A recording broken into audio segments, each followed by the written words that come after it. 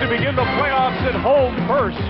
Winnipeg Jets could be destined for Death Valley, where the landscape features a coliseum of cups. And not far south, the champs of their sea of red. The third standings would see the Jets Alberta bound for Game 1 of the opening round. In Toronto, the mission's to avoid the miserable Midwest, where it's hot as hell in St. Louis. And where it's mesmerizing at Chicago Stadium. Like Winnipeg, the Leafs must move up in the Norris now or head down the road in April. It's a quest for home ice as the Jets land in Toronto.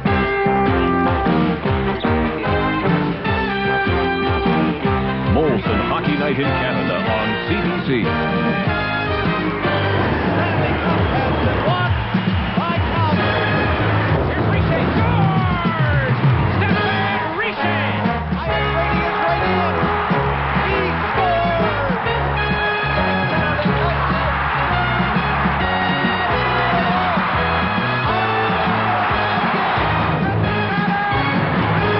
Brought to you by Molson Export.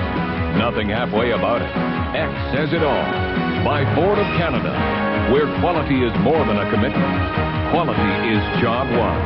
And by Esso, going that extra mile.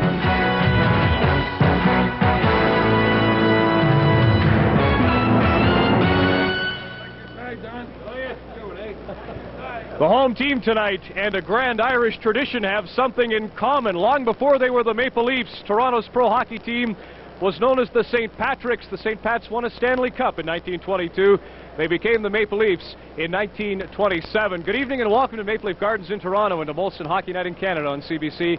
From all of us, happy St. Patrick's Day. I'm Ron McLean. The Winnipeg Jets and the Toronto Maple Leafs have designs on second place in their respective divisions. The Stanley Cup playoffs begin on April the 4th. Both these clubs would like to start on home ice, and 2 points tonight would go a long way toward that end. Both are happy with recent outings. The Jets, minus Ellett, and Carlisle, who was injured in Boston, earned an important point in a 3-3 tie at Boston Garden Thursday night. The Toronto Maple Leafs will go with Alan Bester in goal this evening. Won a big game last night with Jeff Reese in the crease. A 3-goal effort for Vincent Damphousse and Lou Francischetti, the game winner, as they beat the Sabres 4-3. For more on the picture of tonight's game, let's go up to Bob Cole and Harry Neal. Well, thank you, Ron, and I guess we should say hello to all the Irish hockey fans looking in tonight and maybe bid them a top of the evening. Here's a reminder of one of Toronto's most famous Irishmen, and this his favorite day. This is, of course, Frank King Clancy, a vice president with the Toronto Maple Leafs, and his best friend, by the way, Harold Ballard, whom we're all delighted to see us back in Toronto. We know he's looking in tonight. Harold, from all of us on Hockey Night in Canada, all the best. Great to have you back. Harold wants a little Irish luck with his Maple Leafs. You know, I think they do, Harry, have a reasonable shot at second place in the North. Absolutely. They are 3 points behind the Hawks right now. They play them 3 times, twice here at Maple Leaf Gardens, and they have to win their home games starting tonight with Winnipeg. The advantage for the Leafs to finish second instead of third, I don't think can be possibly described.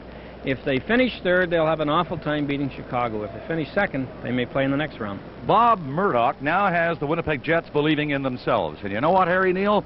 I believe other people in the National Hockey League, and more especially in the Smythe Division, are taking the Winnipeg Jets finally very seriously, and I think they should. Well, absolutely. The Calgary Flames, I think, will be delighted if they don't have to play Winnipeg in the first round. Edmonton's had a little more success against them, but the Jets have beaten them 3 times. And to get by the Winnipeg Jets, whoever play them in round 1, it's going to be a long, tough series, and no guarantees you will get by them. So tonight, folks, we're going to see the speedy Winnipeg Jets and the Maple Leafs. Right now, here's Don Cherry with Ron. Thank you very much, Bob. Don, what's this? First of all, you're looking, ladies and gentlemen, at the longest stick in the world. Brian Marchman. This thing is the biggest. It's got pink on the end. I don't know what that means anyway. 2-tone tape job. 55 inches is the legal limit. That looks to be right there. What do you think about the game? Well, I'll tell you one thing. This is going to be a good game tonight. They got to win that game. They got to keep it rolling. I'm a little surprised that Brad Marsh is not playing, but he's given him a rest. This guy has given everything for the team. A little rest will do him good. Can the Jets win without Ellett and Carlisle? I'll tell you, boy, 2 guys like that, it's unbelievable. You know, a lot of people ask me, what's the difference to the Jets? And I'll tell you, the same team, almost, except they got a new coach who is a candidate coach of the year, but they got McDermott, they got Cronin, the Barbarian, and Donnelly. They're a tougher team right now. Although Donnelly will sit out tonight's game. So last week we saw 2 great 11s. This time it's 2 great 10s, and Howard, Chuck, and Damphou stand by for some 10s moments as the march to the Stanley Cup playoffs continues on Molson Hockey Night in Canada. In Philadelphia, playing Quebec with 63 points. The Adams Division picture has Boston with 93. They're still first overall, 7 ahead of the Buffalo Sabres. Montreal is in 3rd spot with 83 points, 3 points behind the Buffalo Sabres. They are home to the Chicago Blackhawks. We have 2 update games tonight from Montreal and Calgary. We're set for the face-off here. Let's go once again to Bob Cole. Thank you, Ron. The officials come to center ice to start the hockey game. The referee is Bill McCrary. Jerry Gauthier and Mike Speak are the linesmen. And the goaltenders tonight, well, Bob Murdoch has been getting solid goaltending lately, and he's decided to alternate his 2 starters. Stefan Beauregard, the backup tonight, and 25-year-old Bob Essensa gets the start. Leafs go tonight with Alan Bester. Mark LaForest is back, by the way, for Toronto. He's the backup tonight again, so it's Bester with a 19-15-0 record, his 10th start in the Leafs' last 14. Center ice. McCrary drops it in between Olczyk and Howard-Chuck. Winnipeg starting Howard-Chuck, Evans and McElwain, Newmanen and Cronin, Osborne, Olczyk, Lehman, Iafrate and Richardson starting for the Maple Leafs. Well, a number of players not playing tonight. Ellett and Carlisle, 2 of the more prominent ones. Kozlowski on the horizon. Carlisle 2 or 3 weeks. Kordick's back practicing with the team, as is Wendell Clark and Fergus, but none of the 3 of them are ready to play yet. Cronin rolled the puck out over his own line. Now Evans has to come back. Dumped it up to center. Howard-Chuck played it on the boards at the far side. Now he goes in. Howard-Chuck's shot. That's deflected by Iafrate as Howard-Chuck came speeding in from the left wing. He has been playing great hockey lately, Howard-Chuck, for the Winnipeg Jets. Alan Bester, again, gets the nod to start tonight. Well, Alan Bester's record against Winnipeg is not very impressive. 1-4-0 with an over 6-point goal against average. But all the Toronto goaltenders have records that aren't too impressive against this Winnipeg Jet team, who's 1 win and 1 tie against the Leafs in the 2 games prior to this one this season. Mentioned at the top of the show that the Leafs had a real good shot at second place. Doug Carpenter, Harry, is still talking about first. But he's hoping about second. I mean, he's going to talk about first till they're mathematically gone. Second would be very fine for him right now. That's Newmanen coming in for a shot at Bester. He cut the angle and stopped it. Luke Richardson starts out for Toronto. Played it into Olczyk. Olczyk, a weak shot. Essensa, his first stop of the night. Osborne dumped it in behind the net. Lehman is out front. Howard-Chuck comes back to pick it up for the Winnipeg Jets. Up to center, McElwain. Not much room to go in. He played it over in front of the net. And the Leafs pick it up. Iafrate against Howard-Chuck. Tossed it up on the boards. Howard-Chuck nearly stole it in front of the net. Lehman now. His pass for Iafrate. He rolled it into Olczyk, and here's Osborne to Olczyk, and it hit a skate. Olesen just got his skate in the way of that pass. Leafs had 2 players going in. Iafrate again. Speed up a bit. Took a shot. He whipped it as he hit the blue line. Essensa had that labeled. Leafs in there forechecking. Kern moving up along the boards with Inachek, number 18. He's pinned in on the boards by Newmanen. Puck rolled in front of the net. The goaltender knocked it away. Marwov fired a pass off the boards. Curvers. He's in deep, centered it. Essensa had it go off his right skate. And out for Ashton. Ashton got up over the line, but Fenton was in ahead of him. That play is offside at the Toronto blue line. Brent Ashton has 10 points in his last 13 games, and in his 41 career games against Toronto, Brent has 30 points. Here's the chance at the Winnipeg end, and you're going to see that the puck comes across in front, and it hits Lehman, and goes off Essenza, and stays out of the net. Now, would this goal have counted? Because there's no question about the fact that Lehman didn't direct it toward the net, but it would have been a tough call. Essence, a fine goaltender for the Winnipeg Jets. Kicked out the right skate. That was more dangerous than it looked. That puck came into the crease rather quickly. Essence, with that stand-up style, was on the right spot to kick out the skate and knock it away. Intentional offside called against Winnipeg. They're going to bring it back inside the Winnipeg Jets line. Dan Daoud leads the Toronto Maple Leafs in shorthanded goals with 4, and has been one of the premier penalty killers on the Toronto Maple Leafs team. Daoud is playing on the left side with McIntyre at center. And on the right side is Bobby Reynolds, number 20. Gill with Ramage, the Leaf defenseman. Mantha is number 22 on the defense for Winnipeg. Moved on the puck, but it was cleared back to the line. Gill tried to get away. Sykes had him covered. Kumpel brings it back in for Winnipeg. Trying to drop it at the line. He still has control of it. Mantha gets ready from the point. His shot knocked down by Bester. It's knocked away from the short side. Reynolds trying to go over there to pick it up. Now he does. Skates toward his own net. Knocked down. And there's going to be a Winnipeg penalty. This is the first penalty of the hockey game.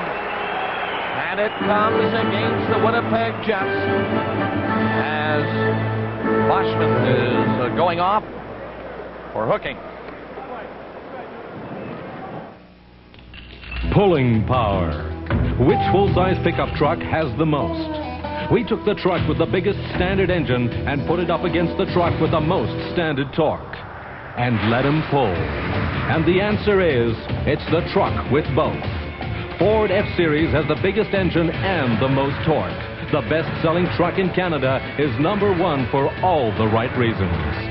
Now get 9.9% financing on F-Series. Here's the penalty to Laurie Boschman. He hooks young Reynolds from behind to stop him from getting to the puck. And you can see that Boschman took a little slap from Ramage as he went past. The Winnipeg Jets are second in the league in penalty killing and first with a very impressive 84.3% success ratio on the road.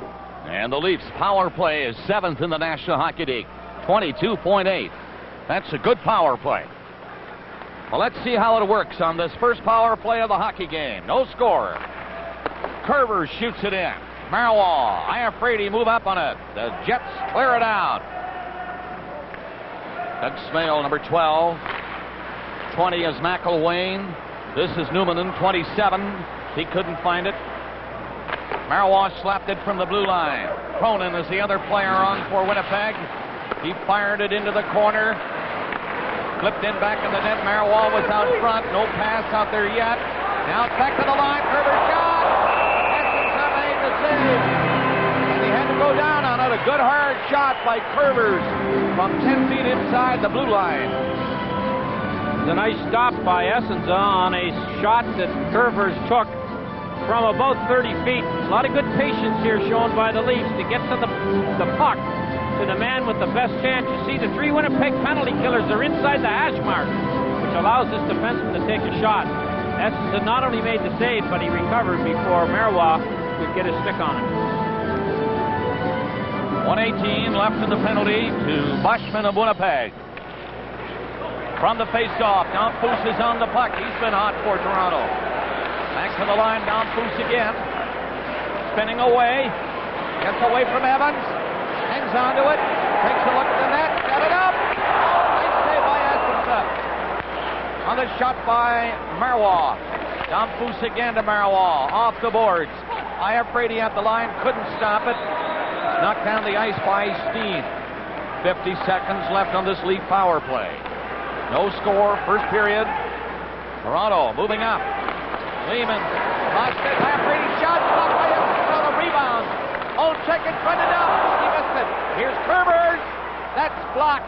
And the Jets do a fine job. Blocking the shot was Sykes. And then it was cleared down the ice. 30 seconds left in the penalty to Boschman of Winnipeg. Leafs have had some good chances on this power play. Here's Gill. Gets the zone and lobbed it into the corner. Olczyk allowed the puck to roll back to Osborne. Covering his Marchment. And he finds the opening. And will do it. Only 5 seconds left in the Winnipeg penalty. Boschman is ready to come on. Here's Gill. Boschman is on the ice. Penalty over. Lehman lost it at the blue line. Gill got it back.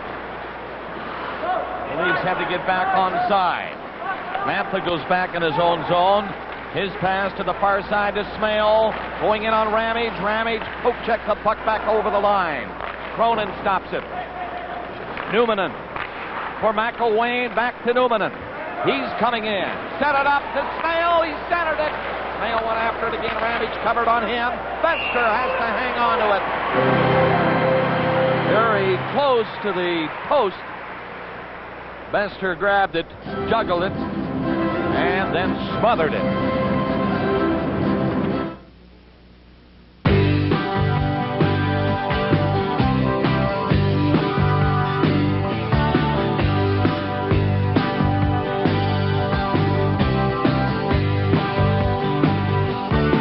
It's a freedom to do what you want to do. It's a good life. Oh, yeah. Free to do what you want to do. That's the freedom of winning millions. It's a freedom. The Big Lotto 649. It's freedom for $1. Bob Cole with Harry Neal in the broadcast booth. Ron McLean and Don Cherry. The Hockey Night in Canada crew this St. Patrick's evening. No score, first period. Just over 5 minutes gone of the opening period. Didn't do it fairly. They'll have to do it again. Jerry Gauthier, the linesman. Steen is 25 for Winnipeg, winning the draw. Moved on it. He was tied up. The Jets press for it. Elenick comes out front. Dropped it back. Nice play by Reed to break it up. He's to the line with Franciscetti centering it out. Oh, what a save by Essenza. Good passing by the Leaf line going in. And Hannon had the chance to score. That's offside. They'll bring it back inside the Winnipeg line. The Toronto Maple Leafs have put together the line that played so well at the start of the season. Reed, Franciscetti, and Hannon. And if you recall, for the first 20 games or until Hannon got hurt, this line not only did a good checking line, but chipped in some big goals, and Hannon just missed doing that right there. And he's shaking his head as he thought he had that rolling pass up over the pads of Essenza. A good save by Bob Essenza on Hannon. No question Hannon was in and set up perfectly. Good scoring chance again for the Leafs, but Essenza, good save. Still no score. First period, nearing the 6-minute mark. Leafs move it again. It's Domfus this time. Along the line, he lost it. Marois moves on it at the blue line, had it knocked down the ice. That's Ashton picking it up. He's in. Lets the shot fly. It's off the boards quickly, right into the glove of Alan Bester. And Bester holds it. Well, one of the surprise performers with his production this year for the Winnipeg Jets has been Paul Fenton. He leads the team in goals with 29. In the last 9 games, he's got 10 points, 6 of them goals. What an addition for the Winnipeg Jets. Bob Murdoch was telling me this morning that Paul can't skate, can't shoot, can't pass, but he has 29 goals and the coach loves him. He's doing something right. I didn't think there was anybody on that Winnipeg team who couldn't skate. They have a trademark of the Winnipeg Jets, and look for it all night, folks, the speed of their forwards and how their defense core, especially Olofsson and Newman, jump up into their offense. Howard chucks line on again. He's number 10, winning the faceoff. So the Leafs move back into the corner to pick it up. Smale dumped it back to the line, and the shot kicked away by Bester. Penalty coming up against Toronto this time. Winnipeg centering it. Bester down, and the penalty is called. It's another hooking penalty, this time called against the Maple Leafs. Al Iafrate is going off. In Canada, the male will try to entice the female by staging a colorful display. It's called strutting your stuff.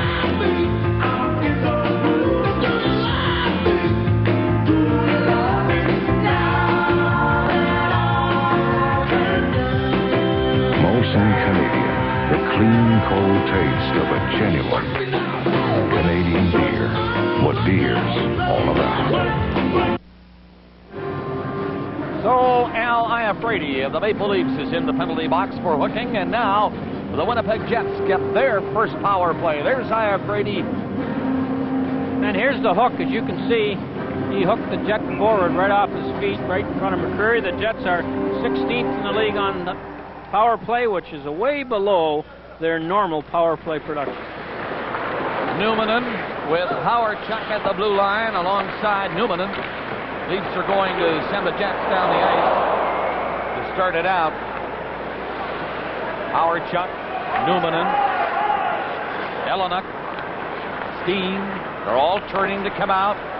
Evans is the other player for the Jets. Steen comes in, stopping just inside the line.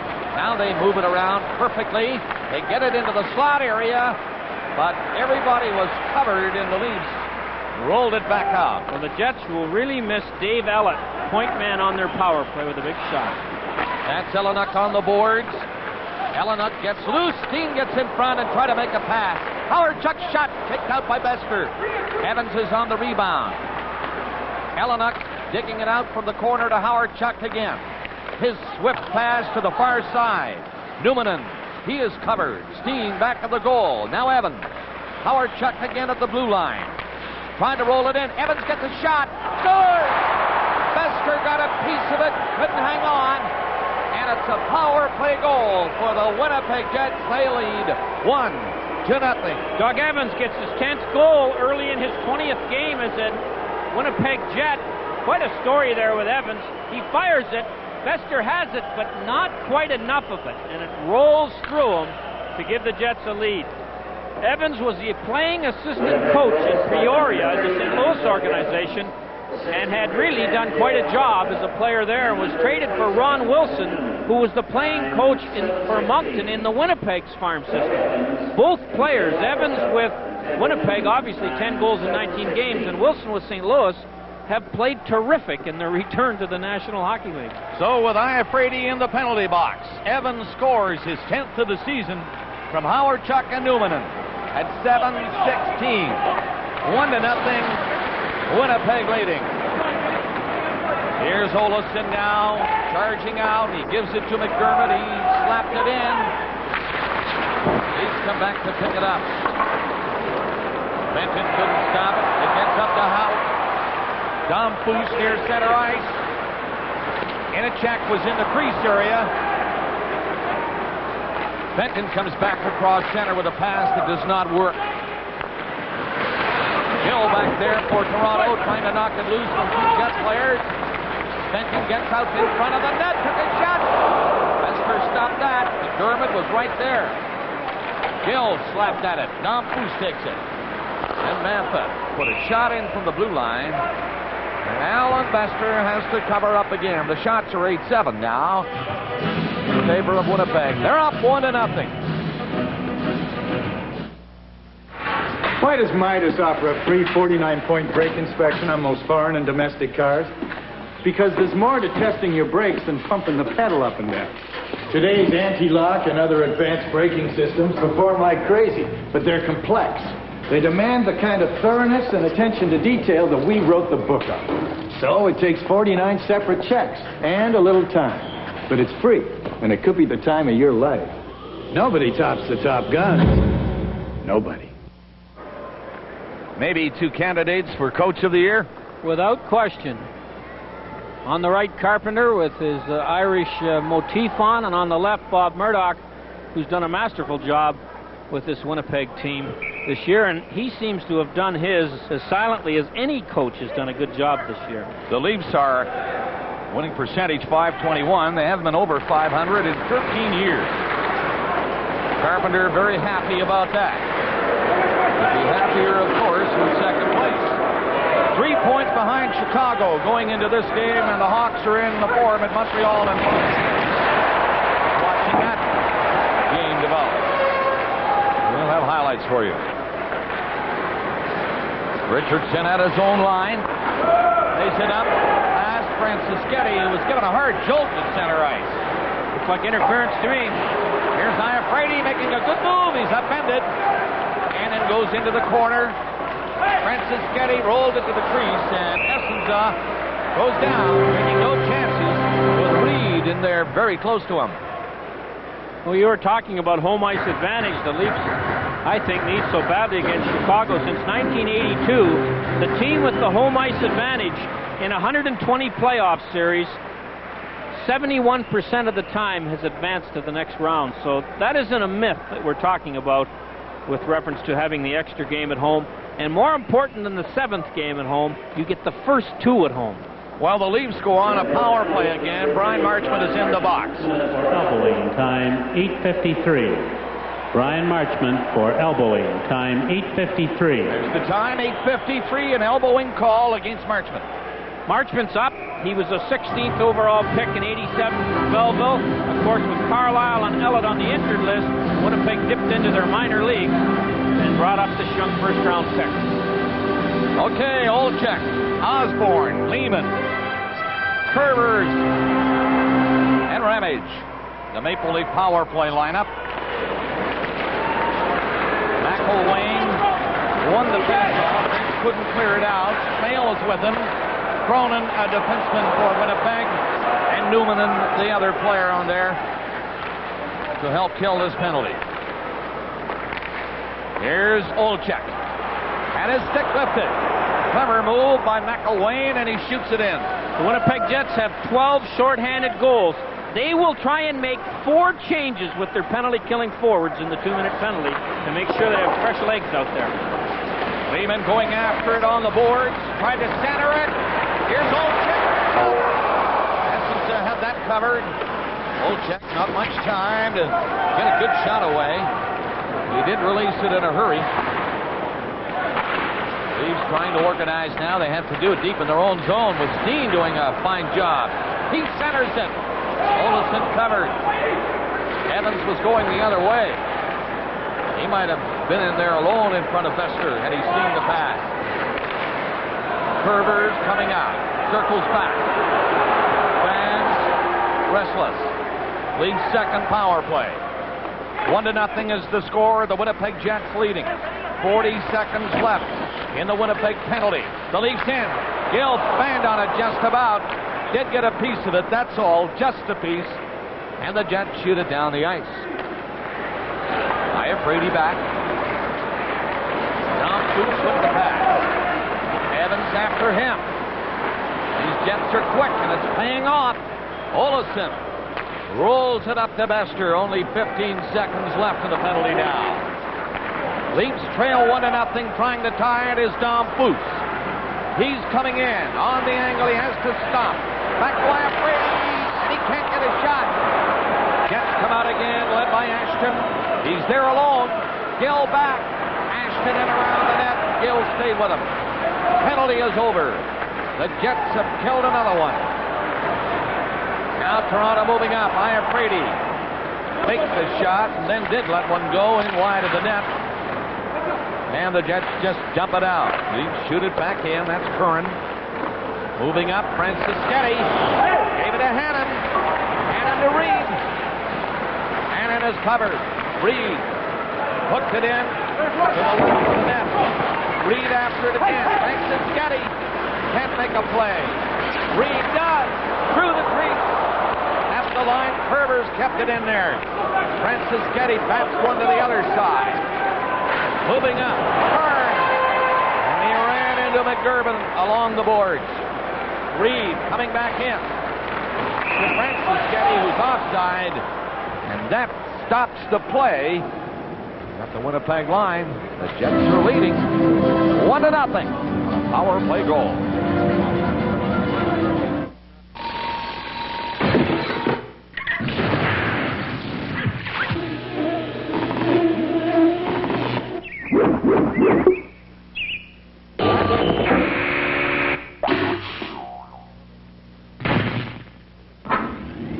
When you find something in life that works as well or lasts as long as a John Deere lawn and garden tractor, buy it.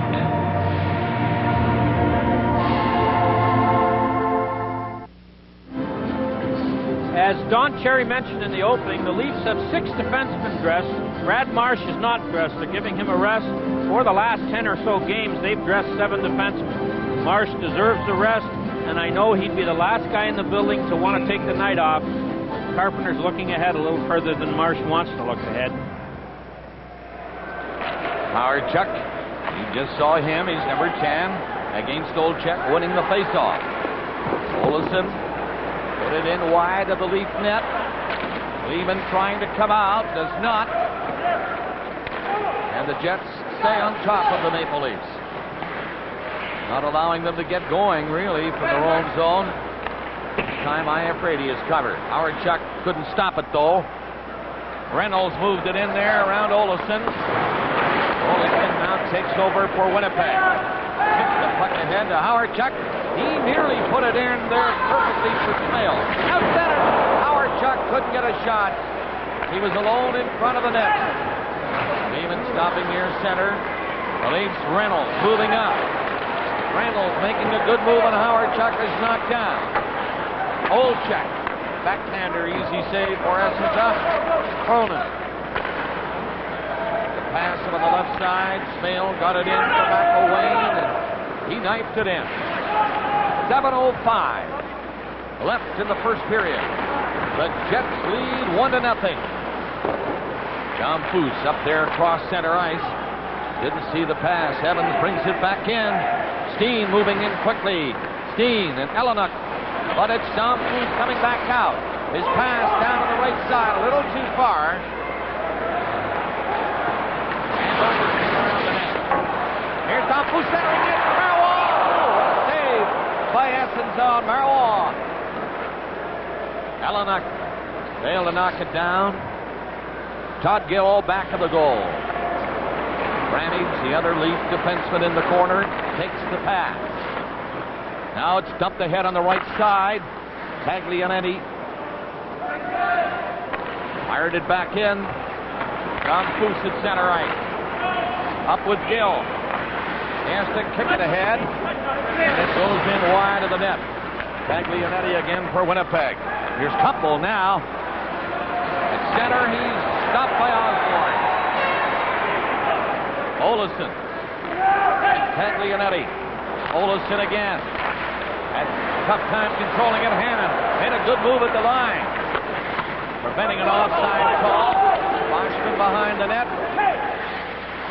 Taglianetti has some trouble. Goes around the net the other way to get away from Francis Getty. And Hannon. Long shot. Besser knocked it down. Boschman was on it. Kumpel is in there with him. Kumpel goes around the net. Hannon checked him. And the Leafs are going to get out. Pass ahead too far for Francis Getty. Right in on the net. 5:20 left in the period. Puck is cleared all the way down the ice. The Jets making changes. Olczyk. Pass to the right side, and Lehman is in there. Lehman shot. Nice glove save by Bob Essensa on a quick, high wrist shot by Gary Lehman. But Essensa showed him the short side and then grabbed it.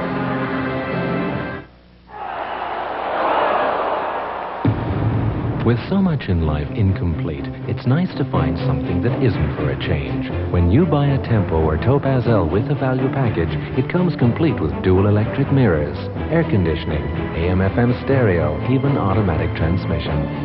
It's a complete package that for $12,495 makes complete sense.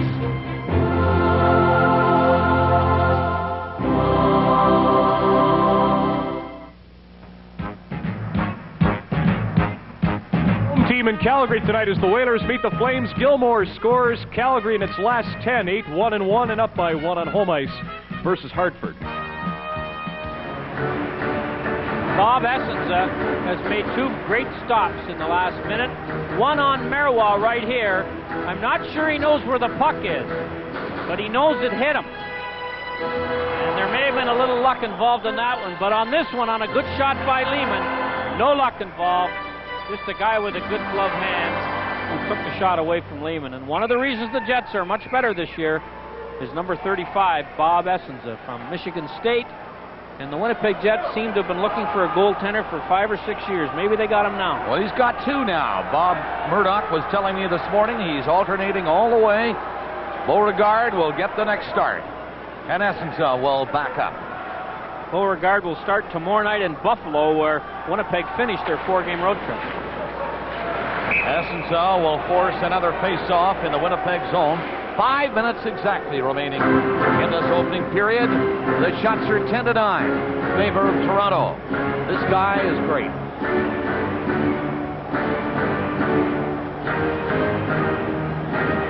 Doug Carpenter was telling me that the aggressive play last night in Buffalo of his team, he thinks was the biggest factor, obviously other than Don Fusa's 3 goals, in them coming out of what was a terrible stretch this week and winning a necessary hockey game. Leafs are on it quickly. A shot knocked down in front of the net, and Essenza again has to cover up as Olczyk was in there, and then Lehman came across in front of the crease. You know, one reason why the Winnipeg Jets hung in there for a long time battling for second and even first place in the Smythe division was the fact that they were able to avoid a long downtime. They had their worst 10-game segment was 4 wins and 6 losses. The other 20 teams, none of them were better in their worst 10 games than 3 wins in the 10 losses. A lot had 2 wins and none over a 10-game stretch. Olczyk will try to win it again from Howardchuk as he did on the last face-off, and the Leafs did get a shot on Essenza.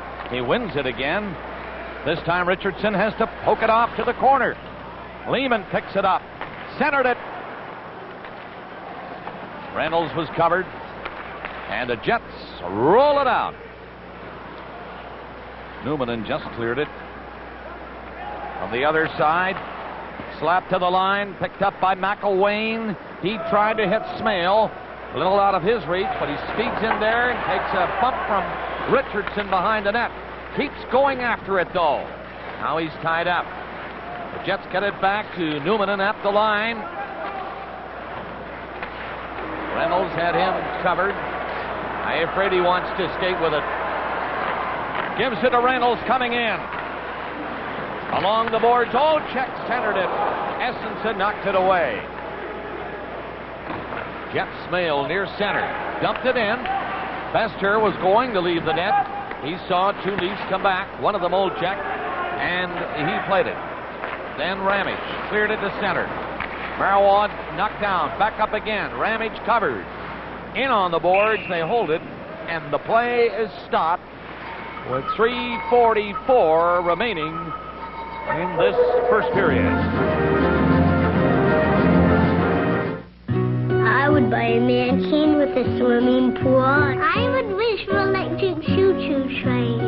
I would make my mom and dad clean the whole house, and I would make them go to school for me. I would play with all my toys. I'd like to rule the universe and give to poor people. I wish for toys, because kids like toys. I'm going to try to get myself in the Olympics. I wish I would never run out of wishes. Coming up in our first intermission this evening, Don Cherry on St. Patrick's Day. You know a cherry is ripe when it's green. We'll have more on that in a few minutes, Bob. Hey, Ron, it should be good. As Scotsman on St. Patrick's Day. No green there. Don't miss a second of it. It is a good one. Face off. Just outside the line. Jets win it. Olesen. Up through center ice, and Ashton brings it in. Stopping for McDermott. McDermott goes in around the net. He comes out, put a pass in there, and Bester had to be careful. Fenton was in very close. Now it's centered again. Fenton backhander. They score! McDermott, I believe, was the last player to touch it. It just barely got to the goal line, and again, it got over. 2-0, Winnipeg. A similar goal to the first one. Bester makes the save, but he can't stop all of the puck, and it trickles ever so slowly past him. It was deflected right in front of him by Todd Gill. Now, whether Fenton got it or whether 23 McDermott put it in, maybe we can see on this replay. The shot hits Todd Gill right there and strolls between his legs, and McDermott touched it, I think, but it would have gone in anyway. 1640. Paul McDermott from Paul Fenton and Frederick Olson. Time 1640. 16:40 the time. Fenton and Olson assessed it on the goal, and in fact, Paul McDermott did touch it, and it's 2-0 Winnipeg Jets. Curran hit his man near center ice. Hellenic comes in for Winnipeg. It's dropped to Evans. That one hit Bester high, and he's shaky, trying to get back up. He's on his skates, trying to shake it off. Leafs shoot it in. High shot hitting Bester, I think maybe on the face mask. He appears to be okay down there now. Leafs keep the puck up the other way. Francis Getty in behind the net, pushed a pass in front. Jets covering nicely in front of Essenza. Steen is on it. Shot it in, but Curvers picked it up and cleared it out. Francis Getty firing it from center ice, and the Leafs are going to make changes. Hellenic comes out. Up across center. That's stopped by Iafredi. However, it could be icing. No, Essenza will have to play it, as Daou is in there. Hellenic starting back out. 2 minutes left in the period. 2-0 Winnipeg. Shots even at 13. Knocked down near center ice. Played ahead by Cronin. Here's a pass into Smale. Centered it, and Richardson got it. McIntyre now with Iafredi on the move. Iafredi trying to find room to get a shot.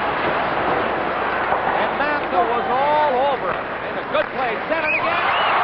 And behind us, the goaltender reached back though in time. And he held it. The Leafs have had some opportunities to score, probably as many as the Jets have, but they can't seem to get past Essenza. Here's Bester taking one right off the mask on a shot from about 20 feet. Can't see it, Curver screens us, but you can see it knocks Bester down. And for about 5 seconds, he was shaking the cobwebs as the mask saves another goaltender. Mark LaForest hasn't made a move. In fact, he won't look at Bester to see if Bester's all right.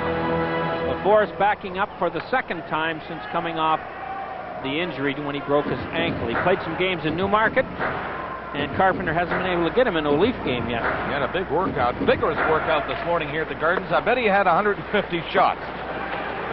After most of the players had left, he remained on with 3 to 4. And shot after shot after shot. What a workout. Kumpel plays it in, and there's Bester making an easy save. Reynolds tipped it down the ice. Essenza out of the net again. There goes Lehman, anticipating that move by the goaltender. Into the final minute of the period. The puck on the boards in the Winnipeg zone. Moving back is Numanen. Gill has to pinch in. He stopped it, and Lehman moved ahead. Oshman stopped him. Then it's cleared by Gill into center ice. Gill nearly gave it away near center. Long shot. Bester kicked one away. Here comes Fenton. Faked the shot. Couldn't move away from Gill. Old check in for Lehman. A little too far. Lehman upended. There's going to be another penalty to Boschman of the Winnipeg Jets. I think it was Boschman who was nailed for that Hook. That's his second penalty of the period. The Leafs trail 2-0, will have the man advantage. Laurie Boschman returned March 12th after an 8-game suspension, and he argues whether this was a hook or not. Pretty tough argument when you see that replay. Lehman may have gone a little heavy on the aerial acrobatics, but he was hooked off his feet. And again, the penalty was from behind. And when you hook a guy from directly behind and impede him at all, the referee seems to catch it every time. 21 seconds, this penalty coming at 19:39. Bob Murdoch's team off 2-0. Toronto tonight 0 for 2 on the power play. Here's Iafrate, spinning away. There's the shot from the line. Iafrate moving in, missed the net. Rebound is there, and so is Ashton to find the opening. That will kill the clock in this period as Iafrate picks it up. The horn goes to end period number 1. Well, I think it was a very even period. Alan Bester was beaten by 2 shots that went through him. The first one he should have had. The second one hit Todd Gill's stick. At the other end, the Leafs couldn't beat Essenza, and they had as many good opportunities or more than the Jets did. Evans scoring on a power play at 7:16, 1-0. Then McDermott tucking one behind Bester at 16:40. The shots were 15-14 in favor of the Maple Leafs. And the score at the end of the first period, Winnipeg 2, Toronto 0.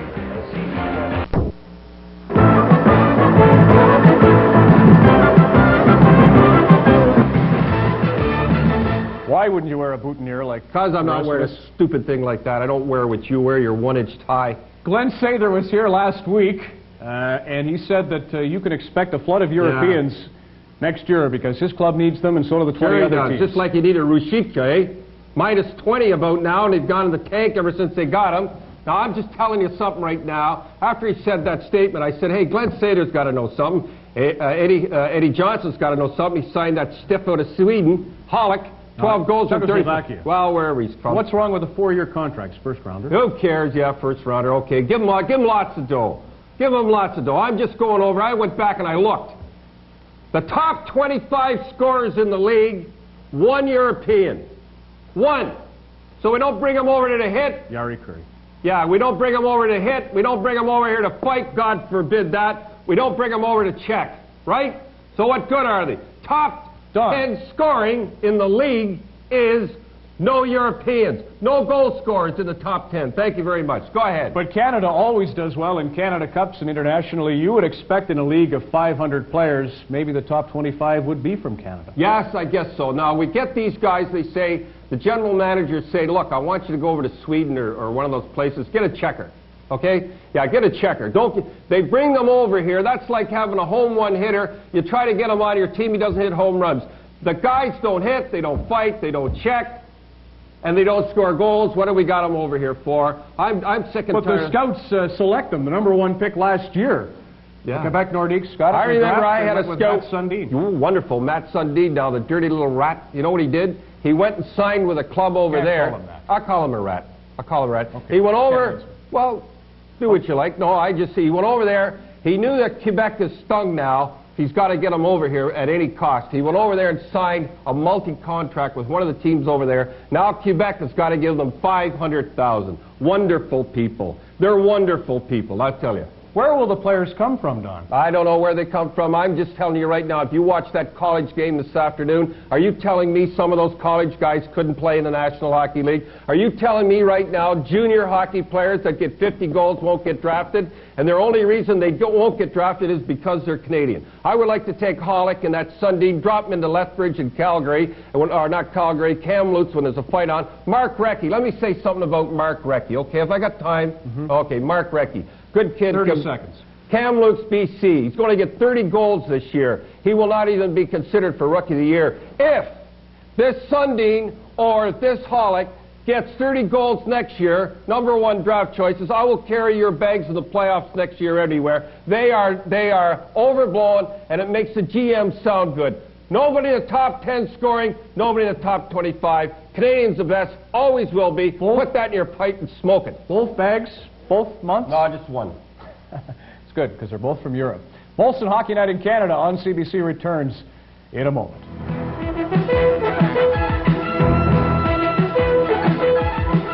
Coach's Corner is brought to you by Pepsi. It's got what it takes.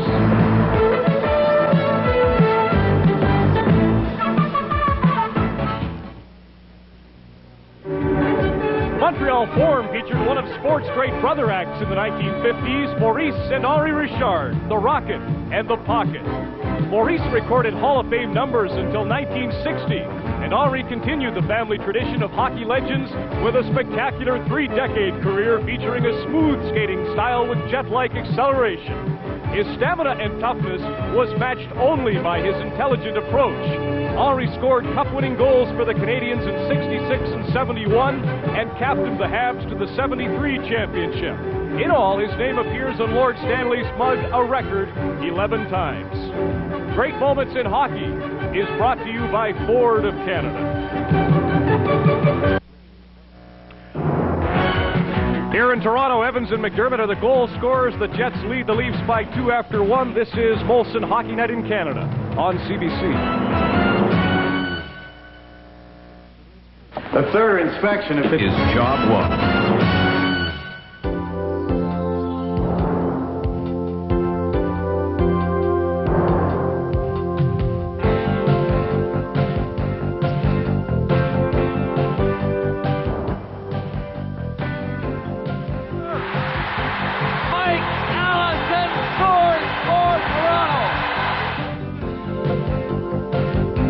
March to the Stanley Cup playoffs ongoing today. Only the Buffalo Sabres are idle. Los Angeles won this afternoon 5-4 at Boston Garden. Gretzky and Granato teaming up to pave the way for victory. The North Stars are 2 points up on Detroit in the race. Their inconsistency is the most consistent thing they're showing. Ron McLean is also watching the game from the Forum. We've already seen one highlight from Calgary, with the Flames leading Hartford 1-0. No score at the Forum so far. Now coming into this game, Chicago, by the way, is there. Toronto was 3 points behind Chicago and 6 back of St. Louis. Well, they have a game in hand on the St. Louis Blues. Toronto 0.5-1 and Chicago 5-4-2. Looking at Winnipeg, well, they're 6 points behind Edmonton. 11 back of Calgary. Winnipeg Jets have had a great year and still going. Now the Leafs with the man advantage starting this period. Boschman is in the penalty box, his second penalty of the game. And McIntyre trapped the puck on the boards. In behind the net, Marois, he scores!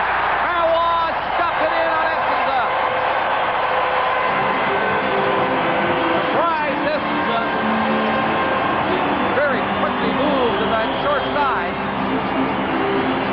Well, let's have a look at Marois scoring his 34th goal of the year and his 12th power play goal. And he just stepped out very quickly from behind the net.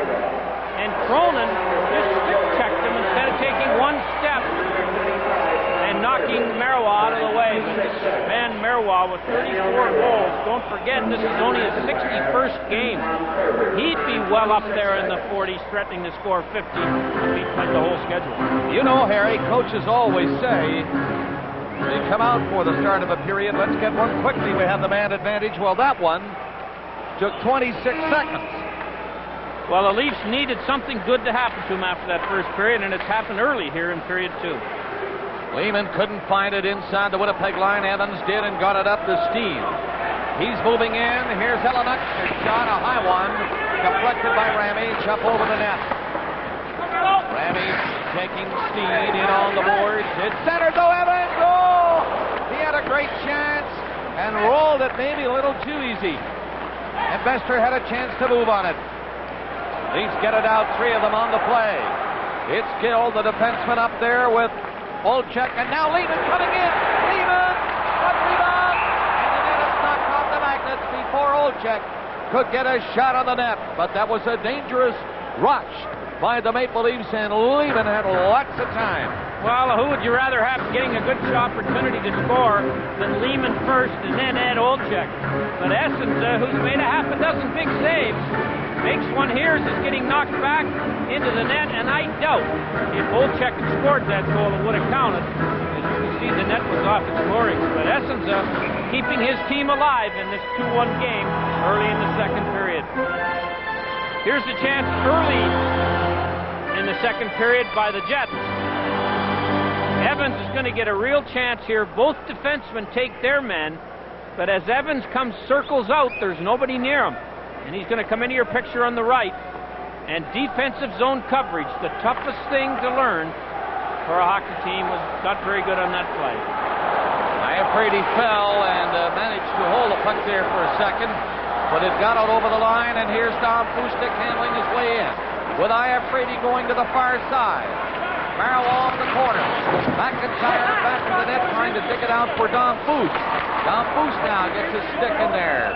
But the Jets are covering up, and they force a face-off in their own zone to the right of Bob Essens. We have another update from the game in Calgary now, so let's go to Ron. Okay, thank you very much, Bob. The score was 1-0 Calgary at the end of one period. They're going to honor Lanny McDonald, and we'll have that in our second intermission. Pat Verbeek scored for Hartford, but then 36 seconds later, Joe Mullen scores his 33rd on the year. With 7+ games to go, he has a shot at a 7th consecutive 40-goal season. Over the last, 5 or 6 weeks, Calgary is starting to look like the Stanley Cup champions. It's been a long time getting back into the form that they showed not only in the playoffs last year, but the form that got them 117 points. And they have to be the odds-on favorite to win the Cup when the playoffs start 2 weeks from now. Cischetti going in there for Toronto Maple Leafs. The Jets clear it out. Smale is stopped near center. Here's Richardson finding a little room.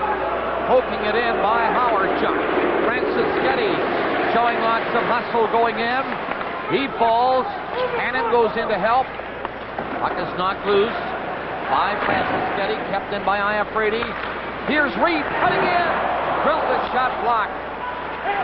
That is Hannon without the helmet. He's hit back of the net with Cischetti. Hannon in the corner. Leaving it for Cischetti, and Reed is open. Back to the line, however. Richardson shot.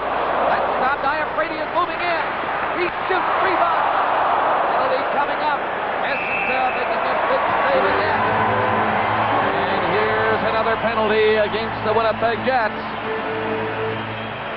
With Marchman going off. We'll be right back after this message.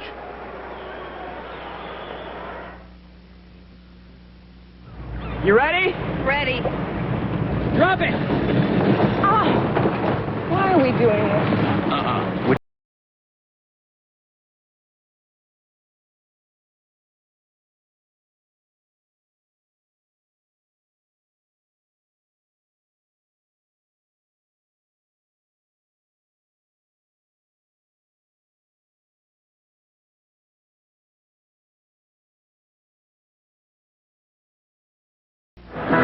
Another holding call against Winnipeg, this time Brian Marchman here at 2:29. Well, the Leafs are really skating and causing some real problems for the Winnipeg team, and you can see Cree Marchman with a bear hug on the Leaf forward. And Toronto, in the first 3 minutes of the second period, has dominated the play and has scored 1 goal. And that, a power play goal by Marois, making the power play 1-for-3 on the night. Chance to tie it with this man advantage. Berbers and Ramage are parked at the blue line. Dom Foose with McIntyre and Marois, the line up front. Ashton, Fenton with Cronin and Newmanen, the penalty killers for Bob Murdoch's Winnipeg Jets. Murdoch's not happy at all with his penalty killing. He thinks the kind of players they have in Winnipeg, the speed of the forwards and the experience of their defensemen when they're healthy, they should be better at that part of the team. Newmanen had to move it quickly and did not. McIntyre was hit hard by Ashton. He's back in the play, though. Made a pass back at center. Score! Dom Foose remains hot for the Maple Leafs. He had 3 last night.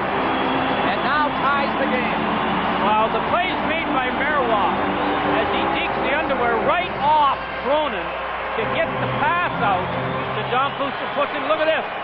You'd think Crolin was a tap dancer trying to step on the puck there instead of just playing the man. And it cost his team a goal as John Fuster was being handled in front of the net, but not as strongly as he should have. Boy, that's his 31st.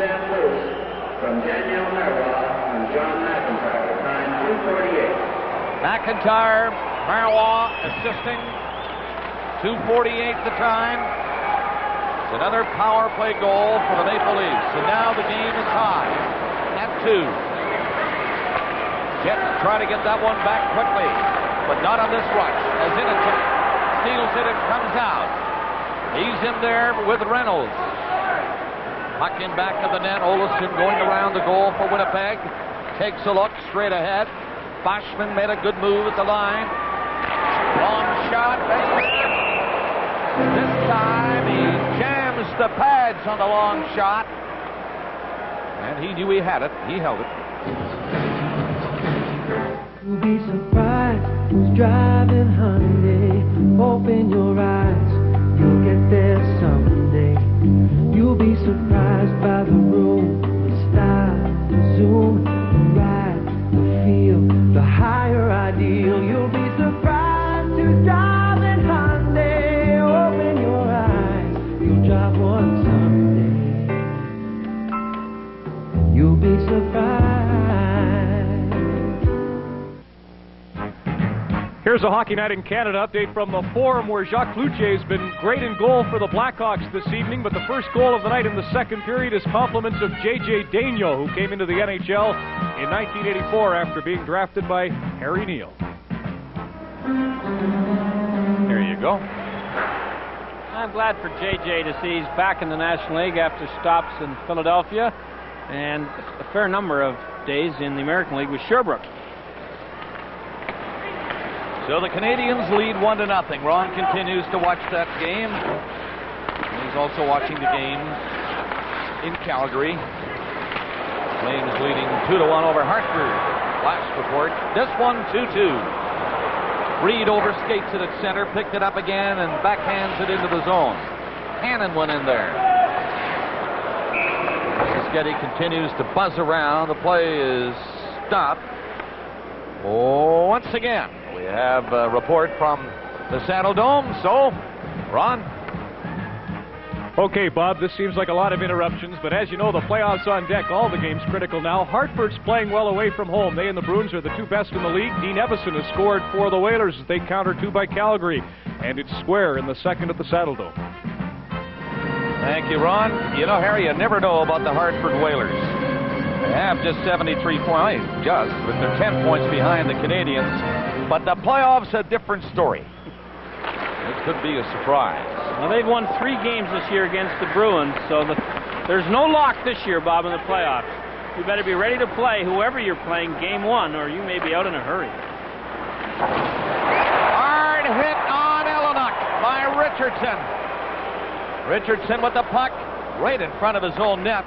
2 Jets were coming in. Now Mathis shot. Bester knocked that one away and got the rebound.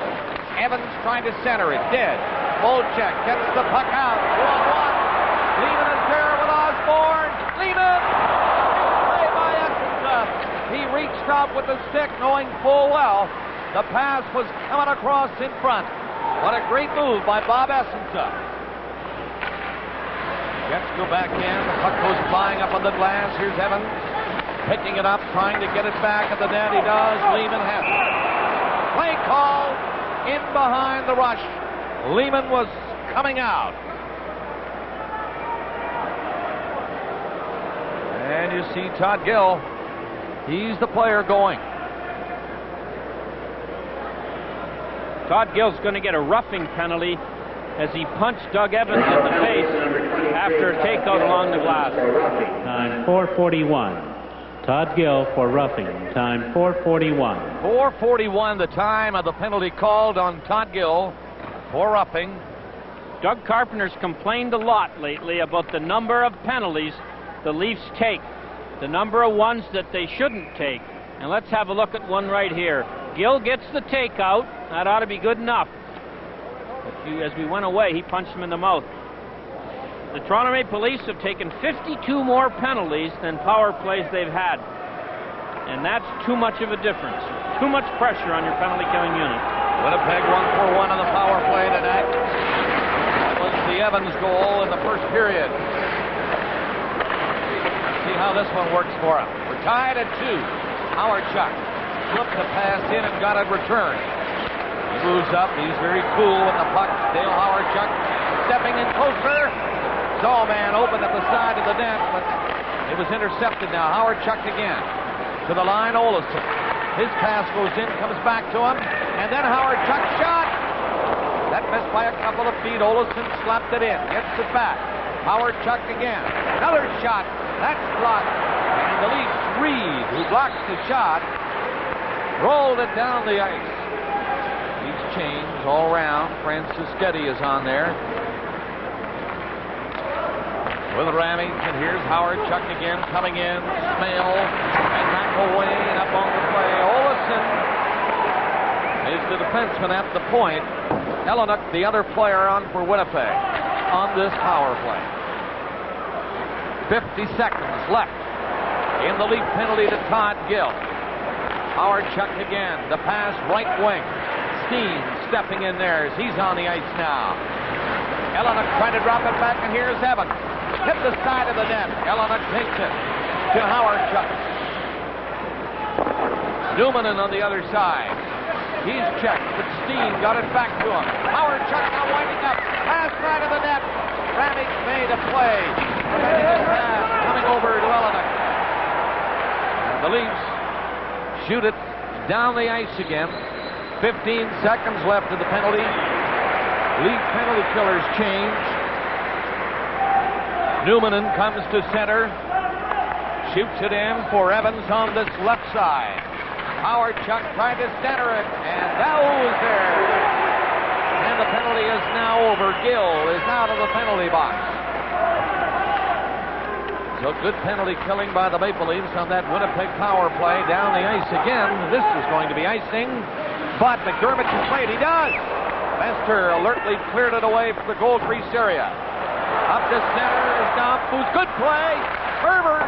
Shot deflected high over the net. Dom Foose made a fine play. Getting the pass over. McDermott hit hard by Richardson again. A little more bumping in the second period. Hunter was knocked down, but no penalty. He was upended trying to go in for Winnipeg. McDermott sailed into Richardson and Fordham. Puck in front of Lester. The Jets are pressing. Leafs get it out over the line. Marawa dumped it ahead to Dom Foose, and he's going in. Dom Foose couldn't make a play. McIntyre ran into Ashton. Richardson didn't wait for anybody to clear the zone. Threw it in. McDermott ran into Richardson again as he played it in there. So they might have something going. Marchment back there for Winnipeg Jets to Sykes. Sykes the pass. German calling. Richardson, I don't think planned that. He had him lined up in his sights again. 2-2. Nearing the 9-minute mark of the second period. Here's Boschman. Boschman by Iafrate, and a good play going in on the wing. Humble tries to center it. Gill was there. Going against the flow in back of the net. Played it away. Hit the side of the goal. If Fester decides he better hold it with Humble trying to knock it out front. The play is stopped. 11:23 left in the second.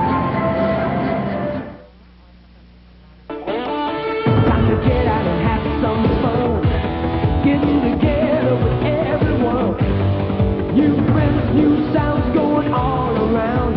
Laughing it up and playing it down with the silver bullet. The right beer now. Right time, right time. Right beer, right beer. Right here. Catch the light bright taste of Coors Light. Hold on to the silver bullet. It's the right beer now. Bob Cole in the broadcast booth with Harry Neal and Ron McLean with Don Cherry. Ron, by the way, is watching the out-of-town games at the Forum, Chicago, at the Saddle Dome, Hartford. He'll be keeping us up to date on those games. Winnipeg leading 2-0, but the Leafs have come back to tie it 2-2. There's a nice sign welcoming Mr. Ballard home, who I hope is enjoying this second period by his Leafs from his hospital bed at the Wellesley Hospital. Face off to the right of Alan Bester. Howard Chuck on again for Winnipeg. McElwain to his right, so is Smale. Taglianetti moves up to the left side. Olafson at the line, and they did not drop it fairly. Somebody moved. So they'll have to do it again. Three people who are guests of the Maple Leafs here at this game tonight. Ed Golden, Mr. Ballard's lawyer in Florida. He's the bearded gentleman. Paul Cowan was Mr. Ballard's guardian, and Jill Villa, his private nurse. All these people, a tremendous help to Mr. Ballard while he was in hospital in Miami. We welcome them to Maple Leaf Gardens tonight. Bester couldn't stop the shot. A drive right through his pad. And McElwain wasted a little time. Well, McElwain just turned around and shot it. The puck sat there in the feet of Dave Hannon. And Hannon tied him up for a while, but couldn't tie him up forever. And McElwain just turned and shot it. He didn't look at all. Look how long that puck sits there. Two Leaf players trying to do the job. Ramage loses McElwain, and for the third time tonight, the puck goes right through Alan Bester for a goal. 8:46. The time of that goal by Dave McElwain. He drove it hard right through the legs of Bester, and that makes it 3-2 Winnipeg. Here's Reed. His shot missing on the short side. Hannon goes in there quickly. Francis Getty digs it out, centered it into the crease area. To Gill. Drives one in essence of made to stop. Centered again. Side of the net. Once more, Gill looking back to the line. Played it back there. Dumped in front of the goal. Loose puck there. And the Jets are going to clear it out. Ramage bringing it back in there for Toronto. Put the shot in off. That goes flying. So does McElwain, who has scored the Winnipeg goal. Happy about that, but not about this hit. Even machines this mean can't take on the Caterpillar backhoe loader. Because while they show some speed, we've got some other tricks, like fingertip-controlled hydraulics and a rugged loader bucket. All for a price that makes the Caterpillar backhoe loader awfully tough to beat. And surprisingly easy to own. In Ontario, Crothers is your complete line cat dealer with new backhoes starting from $49,950. At Calgary, the #1 power play in the NHL clicks with a two-man advantage. Joel Otto from the slot scores his 13th on the year, and it's now Calgary 3, Hartford 2.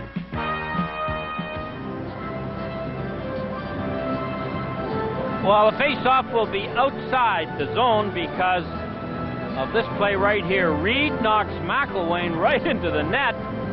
No penalties, but the Leafs will lose 60 feet of land as the face-off comes outside. And the Winnipeg Jets get the lead back in the hockey game. On McElwain's goal, just moments ago, 3-2 is the score. Coming up to the halfway mark of the second period. Evans, Helenuck, and Steen. They get the puck out for the Jets. Berber's back in his own zone. Pass ahead to Dom Foose. He moves away to center. It's upended. Cronin shoots it in over the Leaf line. Byrne, the defenseman, back. McIntyre launched into Evans. Into Steen. Bester stops Steen. And it is Dom Foose out over the line, but he didn't get too far in that play.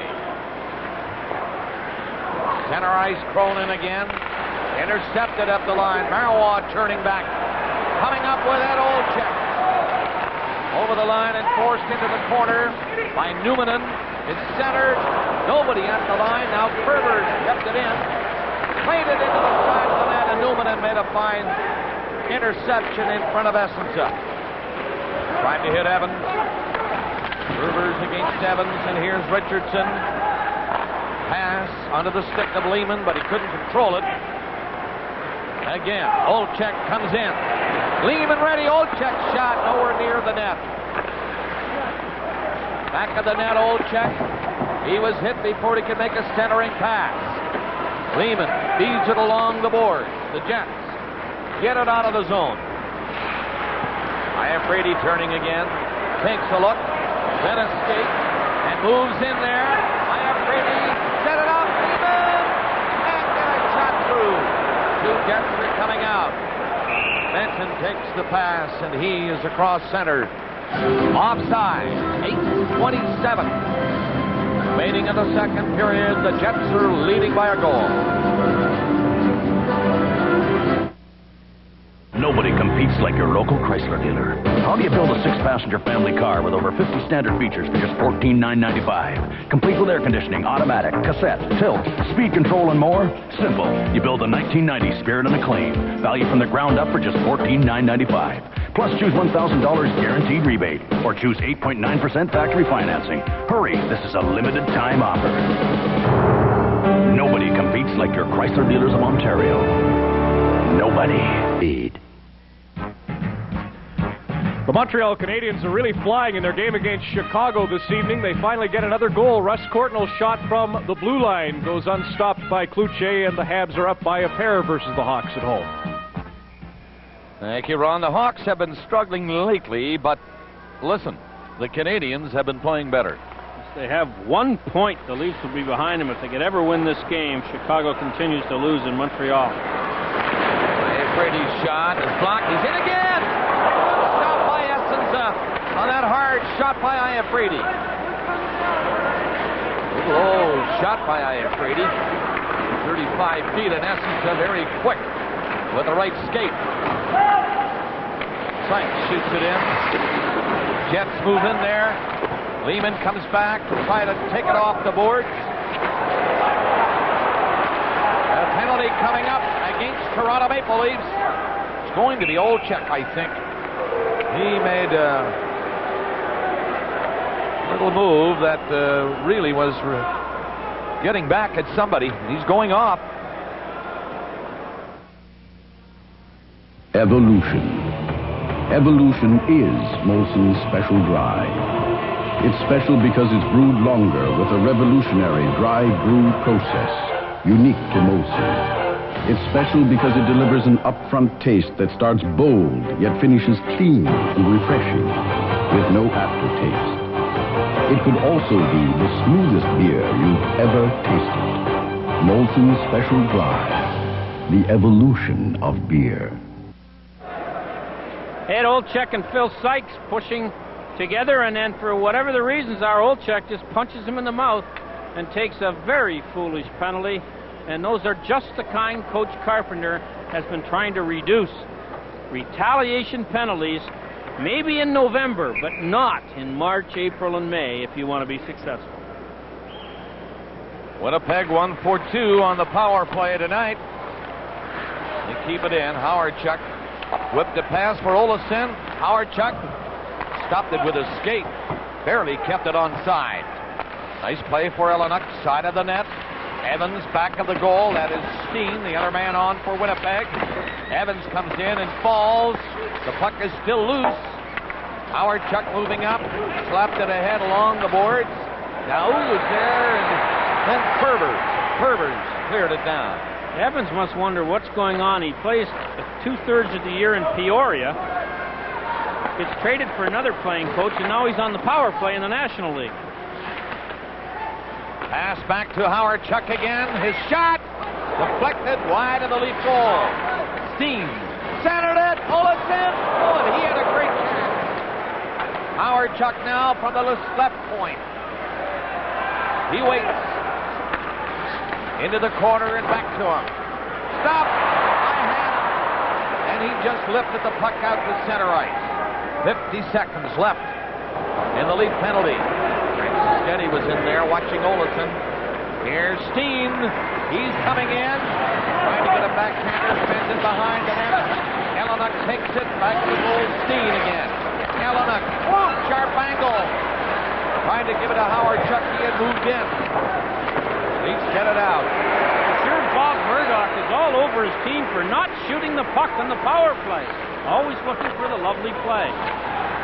There's a pass too high. McDermott to knock down. Howard Chuck again. He has to backtrack.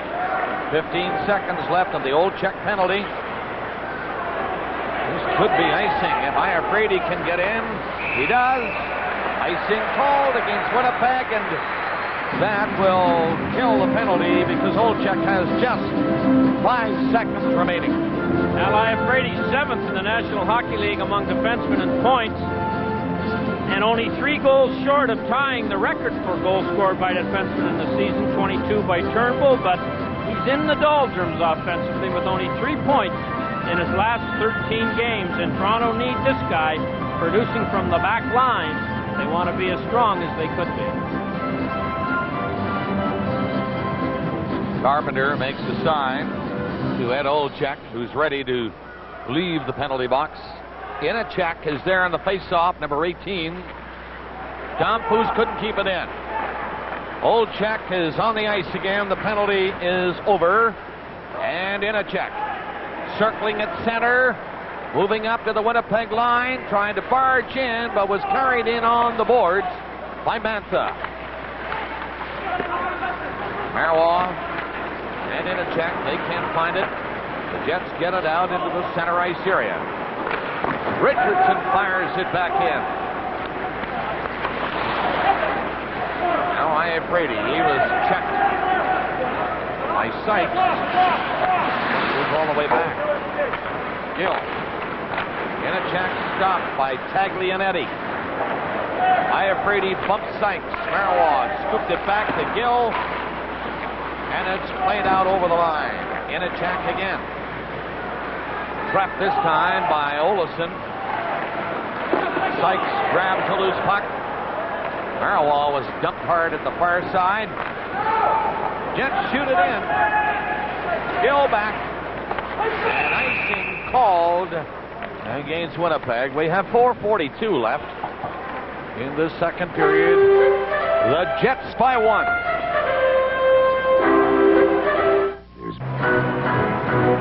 Bob Cole with Harry Neal, Ron McLean and Don Cherry, the Hockey Night in Canada crew on CBC with a game here in Maple Leaf Gardens. The Winnipeg Jets lead 3-2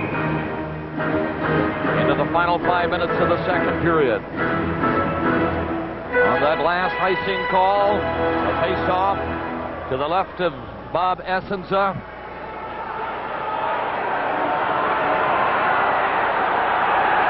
Waiting to line up the Jets, I think. The linesman wants him back another, 6 inches? He does move. Finally, the puck dropped in. Olesen into the corner. Being hounded by Lehman. Spins away from Lehman. Forced back again, Olesen. Turning away. And the Jets, Ashton gets it out. 2 of them racing up there. 1 man is back. Taglianetti and Fenton. Here's Fenton and in front of the play. It was intercepted by Olczyk. Ashton lost it to Gill. He moved it ahead, and the Leafs come out of the zone. Lehman failed to handle the pass cleanly as he crossed center. Taglianetti holding it with a skate. Lehman trying to kick it loose. Comes loose. Taglianetti watching Lehman. Checking close again at this point in the second period. The Jets leading by 1 goal. They were up 2-0. Leafs tied it. Ashton nearly went all the way, but Ramage got a piece of him. Now McIntyre racing in. The Jets are all back there, though, and McIntyre fell, trying to stop. And Fenton played it up to Howard Chuck. His pass hit Ramage. Ramage back. Bobby Reynolds on the other side. He was checked, couldn't make a play. It rolled out over the line. Curran had moved it. Newman coming in. Couldn't get a shot on a very sharp angle. He's on the puck again. Newman to the corner. Left it in behind the net. Reynolds was there. Reynolds, number 20, in on the boards. Against McElwain. It's centered. Deflected in front of Bester, but through the crease and out the other side. Lehman, the center, a good move. He's coming in. Can't get a shot, but a penalty is being called. The Jets. Smale coming back against Lehman. He showed a great burst of speed to coming back, but he gets a holding penalty. Lean on me when you're not strong, and I'll be your friend. I'll help you carry on, for it won't be long till you're gonna need somebody to lean on. General Motors trucks, the trucks more people lean on. Let's have a look at one of the more dangerous rushers in the National Hockey League in a one-on-one. He can skate, he can handle the puck, and he can shoot. He never got a shot away, and that's why Sykes gets the penalty. Or sorry, it isn't Sykes, it's Smale. Marois and Dom Foose scored earlier. Leafs have an advantage. They're 2 for 4 tonight. Here's their chance to tie the Jets. Have to come back to start it from their own blue line as the Jets cleared it down. Marois to the left side. Osborne going in. Up by Essence on that shot. Curvers. Iafredi. Bullet shot. Iafredi got all of that one, but Essence covered. And he was ready for the next shot, Bob, as well as making the first one.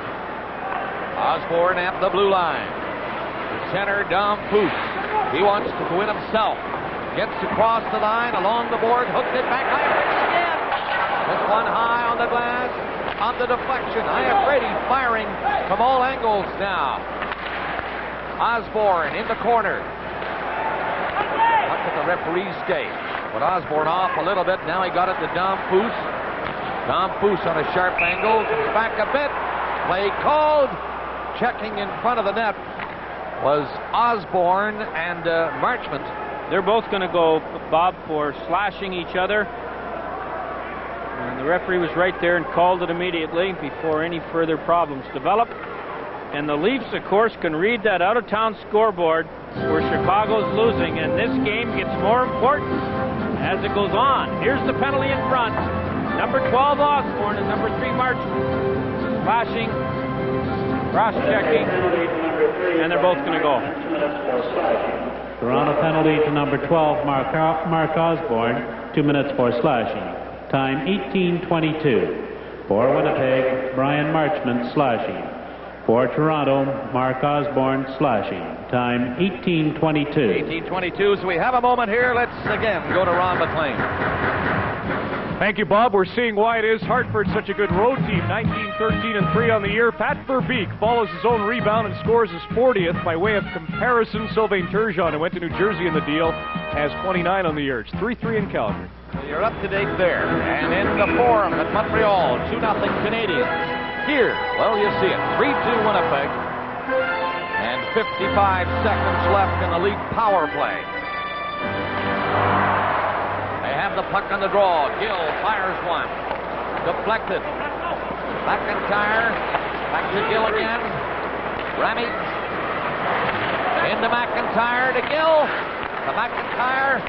Olczyk at the side of the net. Gill moving up. Stepped away. Played it in there. Olczyk fell. Got it back. Ramage. Third shot missing. Taglianetti trying to find it. It's Lehman. Back to Ramage, to Gill, to Ramage. Here's Lehman, can't handle Lehman. Great save by Atkinson. He's really whipping that puck around though. Olczyk nearly miscued altogether on that shot. Just got a piece of the puck. Lehman to the line, Gill. Penalty nearly over. Shot misses. It'll come to Ramage. Poked it ahead on the board. Back to the net, Lehman. The penalty has been served. Winnipeg at full strength again. Into the corner. Leafs with the heat on. Back to the net. There's time to tie the hockey game here. 30 seconds left in the period. McIntyre falling on the puck. And now with 25 seconds showing, Bob Essence standing tall in the net for the Winnipeg Jets with the Leafs pressing hard. Now the Leafs look good in that power play. They moved it around quickly. They got some good chances, and they just couldn't beat Bob Essence, who's been pretty sharp in the Winnipeg net tonight. The Leafs have had 29 shots, and there was a good one by... And here's a better look at it by Lehman. He doesn't miss from here very often, but there was a pile of people to shoot it through. Toronto controlled the puck. They recovered loose pucks when they were up for grabs, and they got some shots. The best penalty killer on the ice, Bob Essence, who would not allow the goal. And Gary Lehman is 4 goals away from that magic 50 mark, and I think he's starting to get a little stalled mentally about reaching there. He had a great chance there, but Essence, I love the way he gets back up, having gone down and had to go down really to block that far side, but he's up so quickly. He has been sharp. 27 saves on the night. Essence is stopping this one, but they'll have another face-off to his right. Well, there's the biggest linesman in the National Hockey League, Mike Zwick. When he drops the puck, it's a couple of steamboats before it lands, Bob.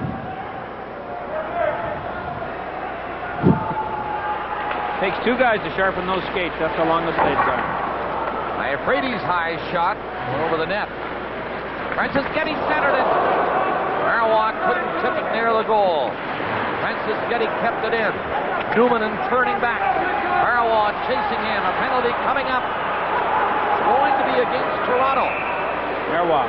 The Leafs get a penalty, and Marois had a stick high, checking Newman behind the net. He's going for that. Only 3 seconds left in the period. Now here's the penalty. It's an accidental one. It hits the shoulder, you see, and the blade comes up off the shoulder of Newman and hits him in the helmet or the side of the head. And there is referee Curry explaining to Marois that accident or not, I have to call it. 1957. Referee McCurry has ruled with an iron hand tonight, and the game has not threatened at all to be a difficult one to handle physically. Carpenter's giving him a little abuse here in a nice St. Patrick's fashion for calling that penalty. There's the horn. That ends period number 2. The Jets have a 1-goal lead. The Leafs played better that period, got 2 quick goals, and got back in the game. Bob Essence is their biggest obstacle right now in the way of 2 points that would narrow the gap to 1 behind Chicago if things happen the way they're continuing at the Forum.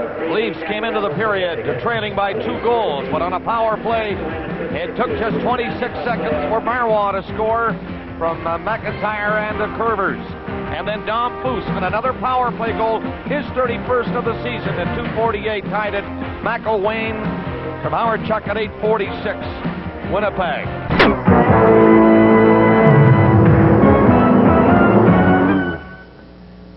You look good with a carnation and all. We couldn't get Sherry to wear that, but... No, he gave me his. Nice guy, Don, isn't he? He is sometimes. Wasn't in the first intermission tonight, but what the hey. How are you, Wendell? Good, getting better all the time. It's for back skating. It's been about a week now we've been skating, and hopefully we can, 10 days or so, we can be back. Has this injury been any easier to cope with than the ones in the past? You seem to have been in a good frame of mind throughout. Well, it's something we knew as a knee injury. We pretty well know the timetable, so it's just go out and work, and it's just a matter of time, and we know when it'll be better rather than with the back injury. It's basically we don't know when. We just got to work through it. And what is the target date? When would you like to return? I'm hoping for the last 4 games of the season, but that's just a hope so I can get a little timing in before the playoffs. But if we're back just before the playoffs, that's the main thing. The club could use you on the left side. Wendell Clark, along with Vincent Damphousse, Mark Osborne would sound pretty good. What about Vincent Damphousse? He's playing unbelievable. He's coming into his own now, I think. He's got a lot of confidence, and Daniel Marois and Peter Inchuk's playing very well with him, too. So, but he's coming into his own. He's got a lot of confidence now. I think that's the big thing. He's got confidence with the puck, and he's taking control of the game. What about the Leafs? Your observation watching over the last month or so, what do you think about the club, the way it's played? Well, we've played pretty well until the last little while, and I think we've every team goes into a slump now and again, and we're just trying to break out of that now before we get into the playoffs. And it's basically all you can do is go back to the hard work and the basics and get into the bumping and grinding and then the hard work. Like I said, that's the basics to get out of any slump. Well, Wendell, you know you're going to get a good comment after the game from Cherry, whether you played or not, but we'd like to see you in uniform soon. Good luck. Thank you. Wendell Clark of the Maple Leafs. Coming up next, a former Leaf who was honored in Calgary this evening live. This is Molson Hockey Night in Canada on CBC.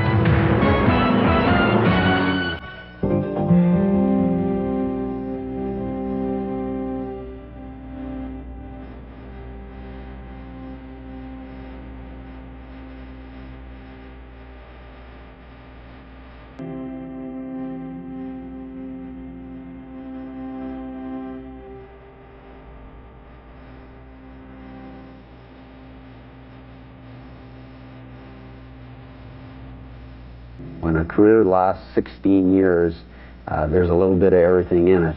And when you have someone to share it with, it makes it that much more fun.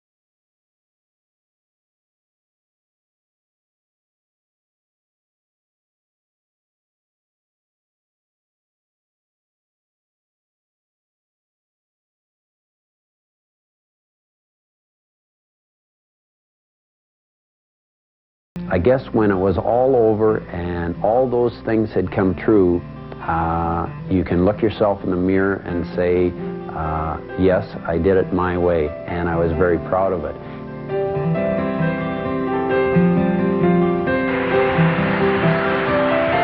There will never be another Lanny McDonald. Earlier tonight at the Olympic Saddle Dome, the Calgary Flames ensured there'll never be a look-alike as they paid Lanny the ultimate team sport compliment and retired his number 9.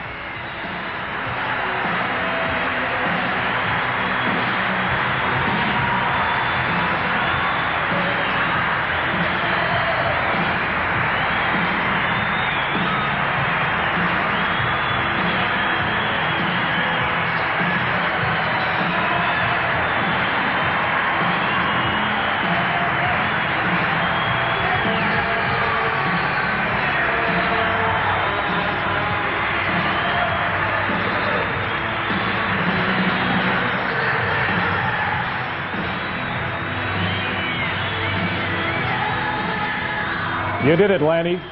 From all of us, we thank you. Molson Hockey Night in Canada returns in a moment.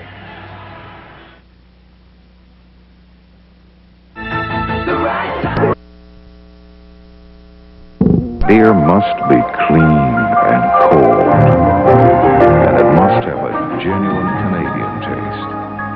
Molson Canadian, what beer's all about.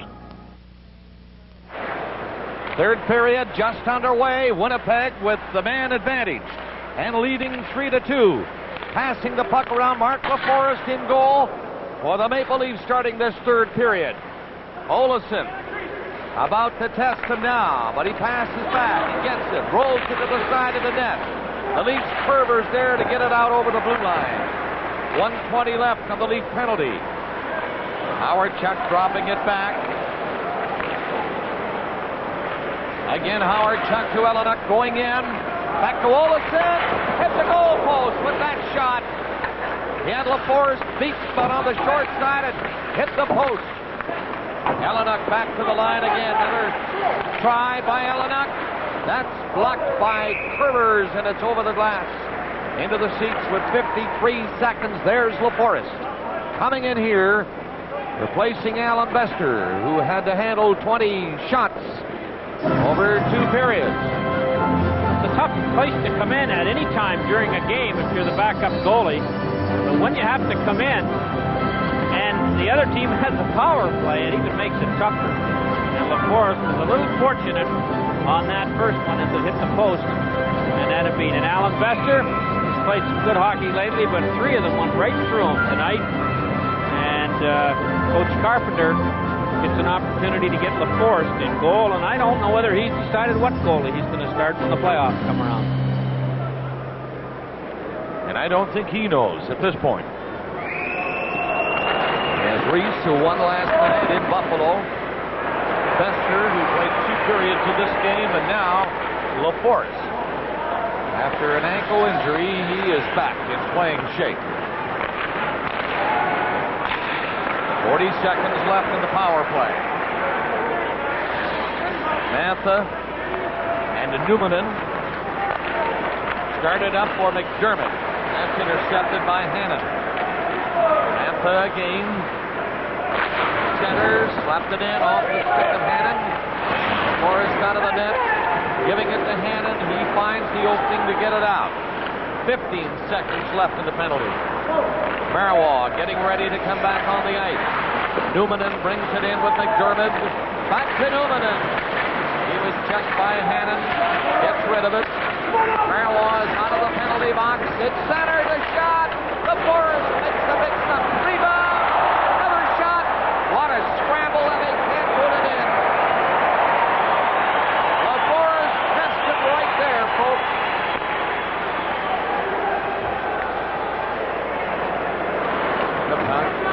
Coming very close to opening up a 2-goal lead, but they couldn't do it. Had several chances. Ashton in behind the net. On the boards, it's centered. Kumpel got it back to the line. Olesen put it over there. Taglianetti's shot is blocked. Lehman has to hurry it off the glass. Does not get it out. LaForest gloved one. Here's Gill. Here's Olchek. Reynolds on the play, but the pass is out of his reach. And Bob Essenza hangs on to that. Tonight's game is coming to you from Toronto. Air conditioning? Not a day of trouble ever. Must be a good one. Must be a Lennox. Must be. Win up to $10,000 in the Lennox Must Be a Winner sweepstakes when you purchase selected Lennox equipment. The name Temperature Control has meant quality and value in Toronto for 14 years. Temperature Control, your quality Lennox dealer. In Brampton, let the experts at Peel Heating and Air Conditioning show you how to cut costs and increase comfort in your home. Peel Heating, your quality Lennox dealer. Attaboy, Dave. Hockey Night in Canada update action from Calgary. Babbage scores after McInnes did likewise for Calgary. Thanks to the man with 4s in his back, the scoreboard has 2 of them at the Saddle Dome. Thank you, Ron. Out of the net, LaForest. Puck off the glass down the ice. Lehman can play it if he can get there. Essenza came out to knock it away.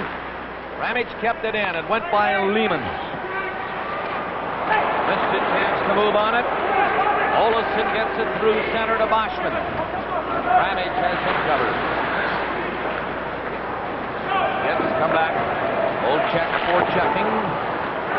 Hammered down the ice. LaForest decides to play it. McElwain in there watching Todd Gill. Howard Chuck also on for the Winnipeg Jets. Gill doesn't know where to go. Moved it to the right side, and now here's a chance. Breakaway, Marois scores! Marois ties the game. Well, the Leafs got a real break as the Winnipeg defenseman deflected the long pass. Marois was offside. Had it not hit the Winnipeg defenseman, of course it would have been called. And this young man made no mistake when he got in. There's the big pass by Gill. He throws it over to the defenseman here. It hits the Winnipeg player's stick. So watch Marois wait for Essenson to go down. And it whips it up. Here it is right here. If you're the goalie, this is what you see. And he seemed to shoot it through him. I don't know whether Marois didn't miss that shot, but it went in. And goal scorers score on shots they miss more than you would think. Number 35 on the season for Marois. Herbers and Gill assisted. 3:51 the time. Evans is in with a shot. 3-3 tie now. The Leafs have come back again to tie the Winnipeg Jets. Francis Kenny coming out. Reed with him. So is Herbers. Essence out of the net, and he'll take no chances now. He'll just hold it. Marois on a break. And he just burst right in on top of Bob Essenza and lifted one over him. Well, Marois scored a goal, walked in from the blue line alone after taking the long pass. It was deflected and put him onside by the Winnipeg defenseman. And as I said earlier, Marois, who's only playing in his 61st game, has 35 goals. So if he'd played in the other 12 that his teammates played in, he'd be up there challenging that 50-goal mark. What a pair of young players Marois and Domfus have become for the Toronto Maple Leafs. 3-3 the score, nearing the 5-minute mark of the third period. Marois' goal. Nice.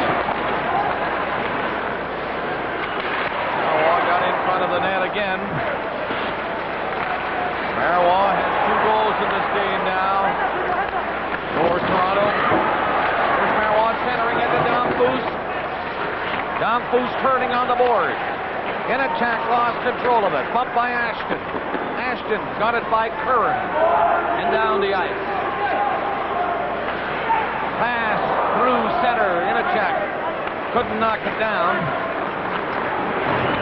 Evans, McDermott, McElwain, the goal scorers for Winnipeg. Marois with 2. And Domfus, the other for the Maple Leafs. 3-3.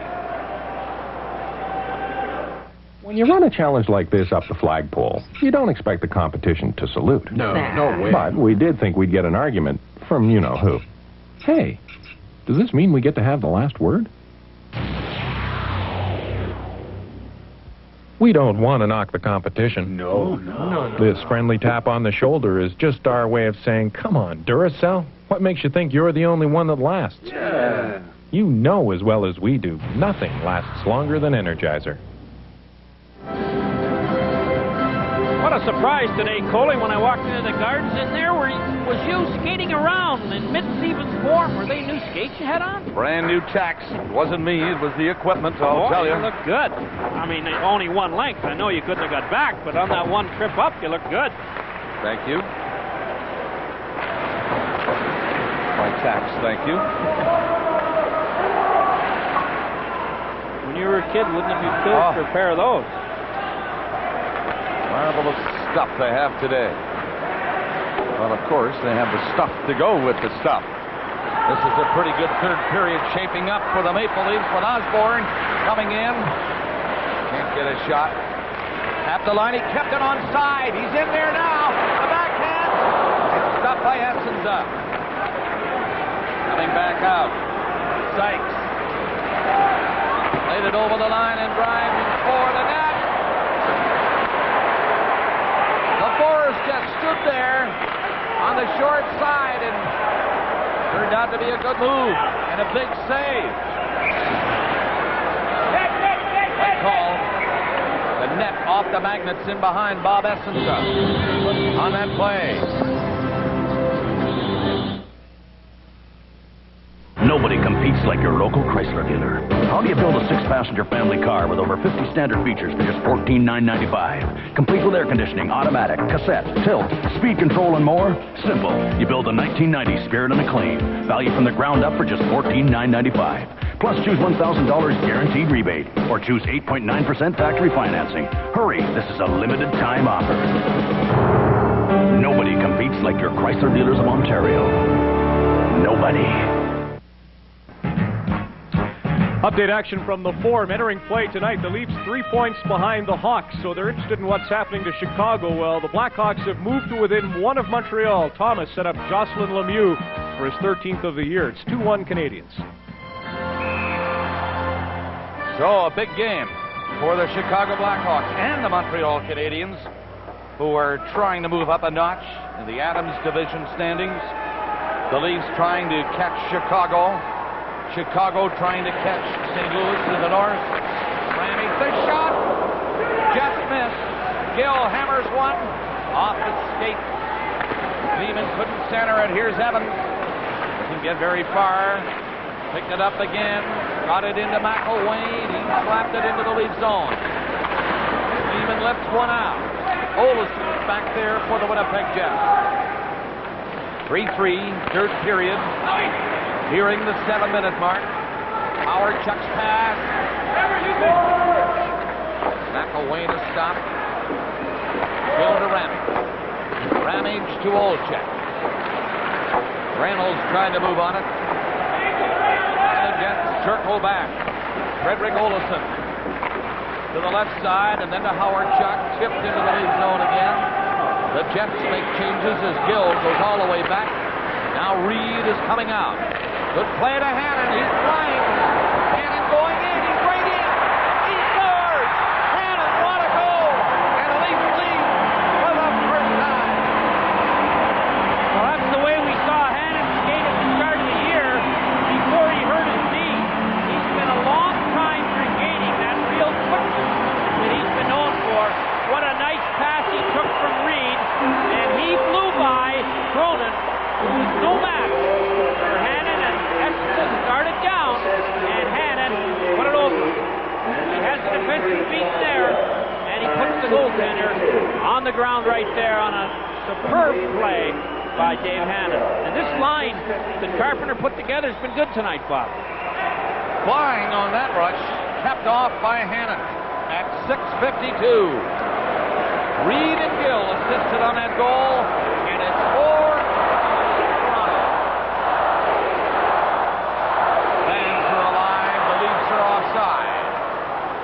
Francis in alone.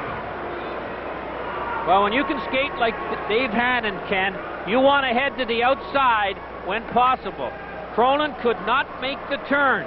Hannon cut in under full control, had the advantage of being left-handed coming down the right wing, and that makes it tough for the goaltender to stay on his feet. And Hannon kind of went back to the side that he came from, and that goal will do a lot for Dave Hannon's confidence.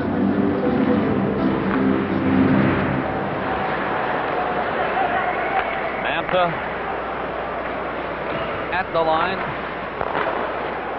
Laid in, and LaForest kicks one away. McDermott is in there. Puck back to the net. Ashton stopped. McDermott stays within a check. Richardson comes in. Hitting Fenton. Richardson lost his stick. Picked the puck out over the line, though. Mantha played it ahead. The Jets are offside. Ashton was just a step ahead of the play. Richardson and McDermott bumped together. They've had something going all night. Richardson was checked, lost his stick, and comes back to say something to McDermott. And the two players collided. lightly, and the officials appear to have them under control. We'll be back.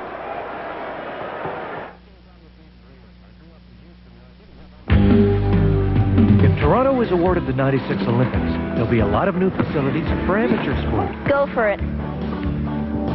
If Toronto is awarded the '96 Olympics, we'll get to know each other a whole lot better. Oh, Pelody.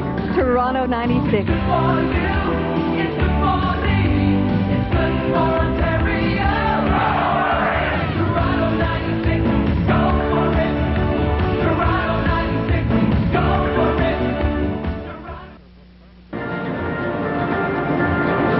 Well, here's the thing that started the Richardson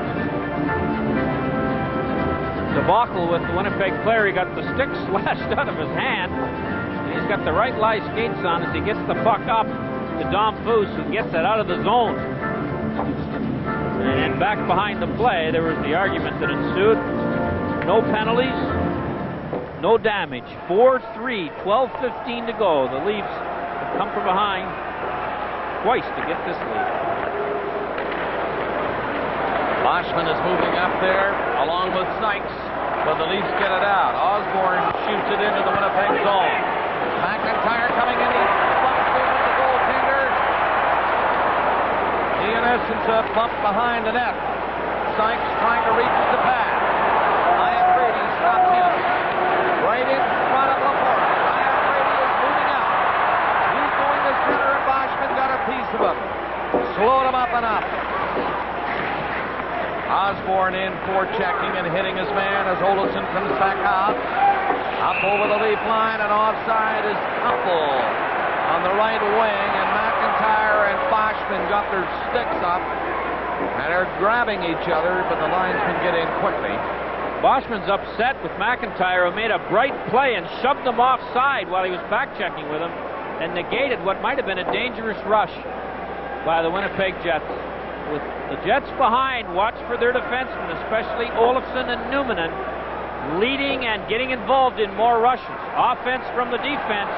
The Leafs have 199 points from their defensemen before tonight's game, and the Winnipeg Jets 184. I have a feeling leads the league with 233. I have a feeling, Harry, they're going to go. There's one glove down and one helmet, a couple of sticks. Boschman is right in the middle of it. It's a dangerous time to take an unnecessary penalty. You never know how the referee's going to sort this out. I believe they have sorted it out, but I also believe there will be a couple of penalties. We're the color of the future, the color of your dreams. All across the country, we're showing you how much it means. We're showing you our colors, colors tried and true. Each and every day we're coming through for you.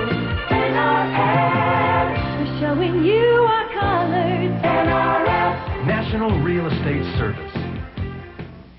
Laurie Boschman, roughing. For Toronto, John McIntyre, roughing. Time 8:25. Here's how the whole problem starts. McIntyre runs into the goaltender, and of course Taglianetti comes. And here's the rush. Watch McIntyre right down here shove Boschman offside. And after McIntyre took the goalie out, then shoved the player offside. That's all Boschman could take. Winnipeg now pressing in the lead zone. Boschman and McIntyre are the penalized players. Very brief set to. Lehman has checked but got the puck out of the zone. During the 9-minute mark of the third, the Leafs with the lead 4-3. Evans going in there, trying to get away from Rami. Centered it. Comes back to Howard Chuck. Digging through Howard Chuck gets it in front of the board. Makes a big stop. Matt Owain was first in front of him.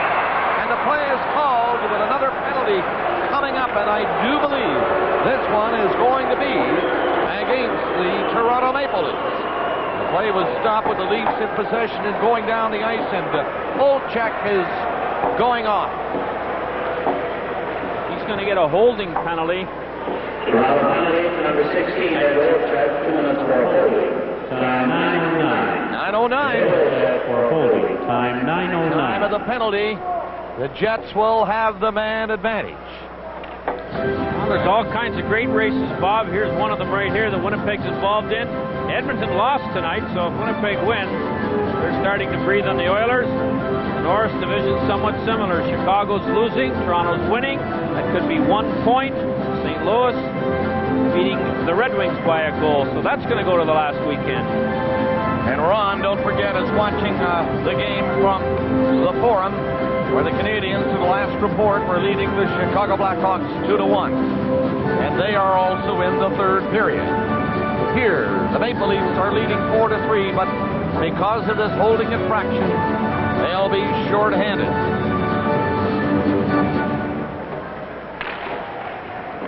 Face off, the puck rolls inside the Winnipeg line. And Howardchuk out on every power play for Winnipeg tonight. Here's it in. Now will shoot it down the ice. And here's the chance for Reed. And he was going for that far side and just missed it. Winnipeg 1 for 4 in the power play tonight. Evans got that goal. He is not on now. Ellenuk is with Howardchuk. And Steen, who brings the puck in. Back to Howardchuk. Pass goes to the side of the net. Now back to Olofsson. Goes again. And LaForest down to make the stop. The Jets control it inside the Leaf line. Steen centered it. Ellenuk was parked in front all alone. Ellenuk again out to Olofsson. Goes again. And he missed. Howardchuk keeps it in. Passing it around well. Olofsson again. And LaForest coming in here to play the third period. Standout hockey now. Well, certainly coming in at the end of the second period is not an easy thing to do, and this is the second power play that LaForest has had to put up with. Dale Howardchuk, one of the best passers in the National League. Watch this one. Through the legs of Francis Getty over to Olofsson to give him a chance to walk in with all kinds of people in front of the net. And LaForest finds the puck going through a mob of players. You have to have a special talent to even think of making that kind of a pass, because if it doesn't work, Francis Getty could have had a breakaway, but this guy had some magical powers.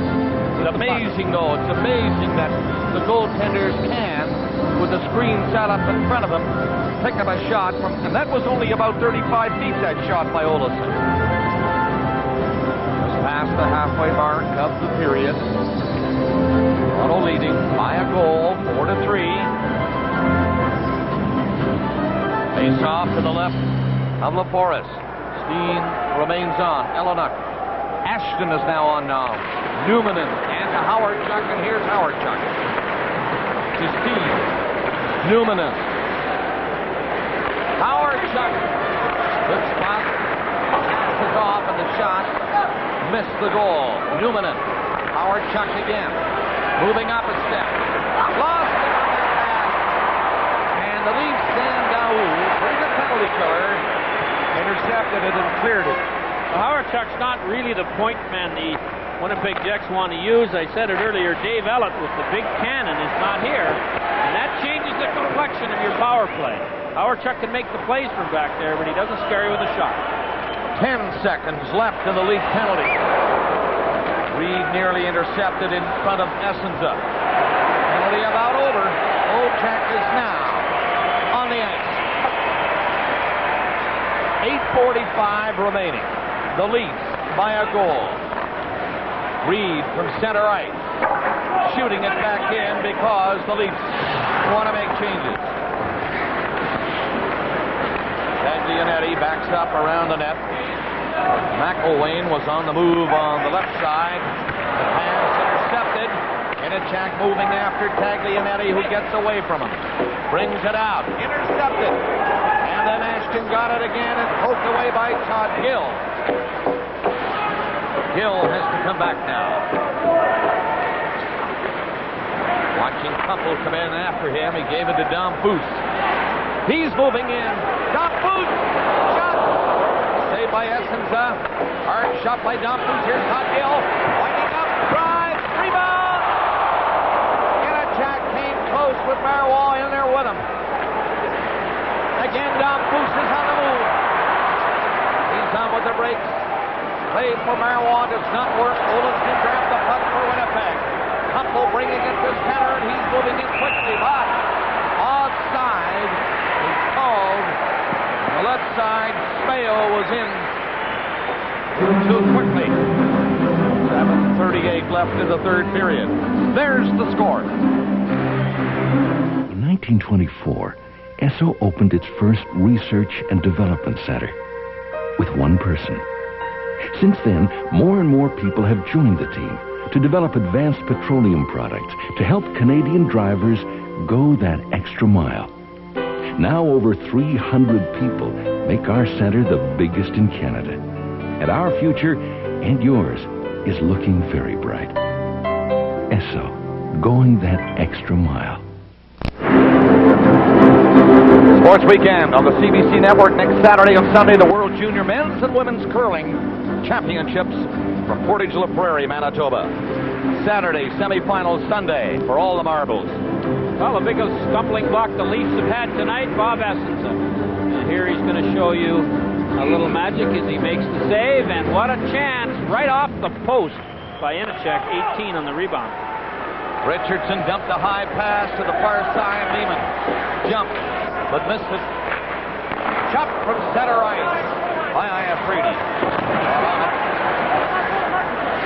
Save into the corner. Three players hold it in on the boards.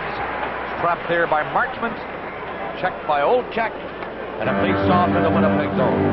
Now there's young John McIntyre.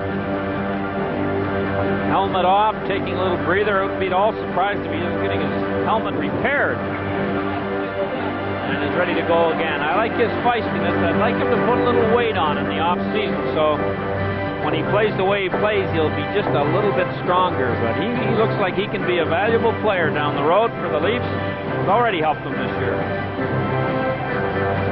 Essens parked the edge of the crease, watching this face-off in the Winnipeg zone. Fenton against Olchek. Iafredi turns, fires off the stick. Here's Reynolds. Just missed the far side. Iafredi knocked it in there, but the Jets get it and bring it out. Marchment across the Leaf line. Forrest out of the Garrity gave it away to McDermott. He centered it. Iafredi there, and he had to hurry the clearing pass off the boards. He did clear the zone with it. Again, Reynolds. Lehman was trapped inside the line, and the Leafs make changes as the Jets come back out. Toronto leading 4-3. Ashton shot. Forrest the save. Reed dumped it to center right. There goes Hannon again. Hannon trying to break in for the net. Cut off by McElwain. Francis Getty falling. McElwain takes over for Winnipeg. His pass gets to the line. Cronin played it in there into the corner, and Francis Getty was all the way back. Dumped it ahead for Reed. He got it out down the ice. But this will be icing with Sean Cronin back to pick it up.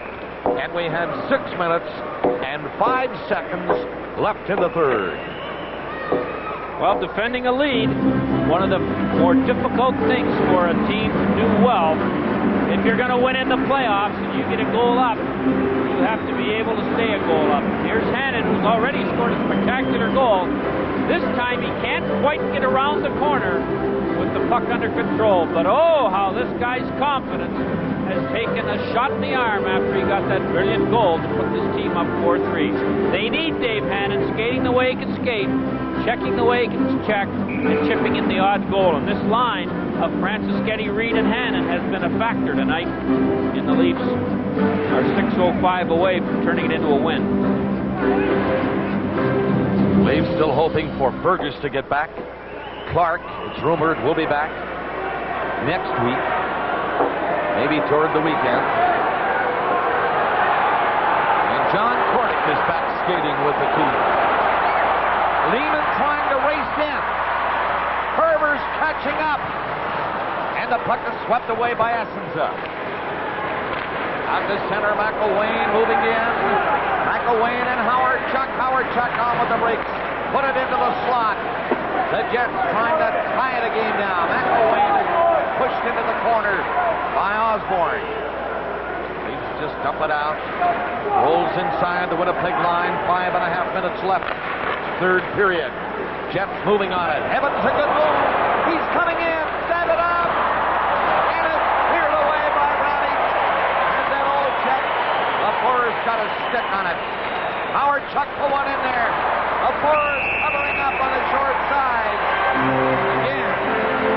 Rolls it out. I don't know what Doug Carpenter had in mind after the second period. Whether it's a hunch or whether Bester wasn't 100%, but the Forest has been great here in the third. Here's nearly a breakaway for the Leafs as the Jets got caught in their attempt to come from behind with 4 players up along the line on the face-off in the Leaf zone, and the puck went to the open ice, and the Jets were very lucky that Lehman didn't get away. And here's the great chance by the Jets, and it was a pass in the feet of Dale Howardchuck, or this game may be tied. The Forest has been good and a little lucky, and goaltenders, in order to win, need to have both those things going. Gary Lehman has had some great scoring chances in the game, but Bob Essenza at the other end. He's been sharp too tonight. That big 5-0. Lehman's starting to think a little too much about it, I think, instead of just playing. Bob Essenza has been the Winnipeg Jets' best player, in my opinion. Although he's let 4 goals in, he's had 37 shots to contend with, and about 15 of them have been very difficult. At this moment, 5:16 left in the third. Toronto 4, Winnipeg 3. Face off to the right of LaForest. One cut to Taglianetti. Up by LaForest. Shot from that blue line. Here's Francis Getty trying to go in there. He's upended. The Jets are going to clear it. Ellinuck tipped it out to center, went after it. Here is Smale coming in. His own rebound, but then was covered. And Gill fired it out. 3-on-1. Francis Getty set it up. And it was blocked by Taglianetti. 3 Leafs were in, 1 man back. And they couldn't get a shot to the net. Here's Mappa. His drive is blocked by Ramage. Boy, 1-goal game, and they've opened it up. Ramage trying to clear it. Carried into the boards, but got the puck out. Steen was hurt. Checking Ramage into the boards, and Steen came out second best, sliding into the boards just inside the Maple Leaf blue line. He's okay. It's back up and gets off to the Winnipeg bench. When you compare this Tempo's operating costs to a similarly equipped Cavalier or Sunbird, you can expect to pay $128 more per year. Raise any concerns? Right now, you can get 9.9% financing on the 4-door Chevrolet Cavalier and Pontiac Sunbird, and the 9.9 lasts for a full 4 years. But this offer won't.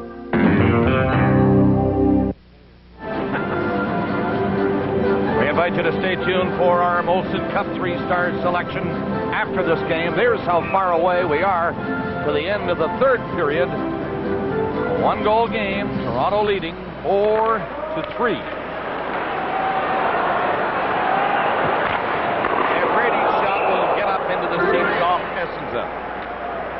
Well, the Toronto Maple Leafs, after a first period that wasn't too flashy, have really been the better team so far tonight. They haven't won this game yet with 4:13 to go, but Bob Essenza has been the difference.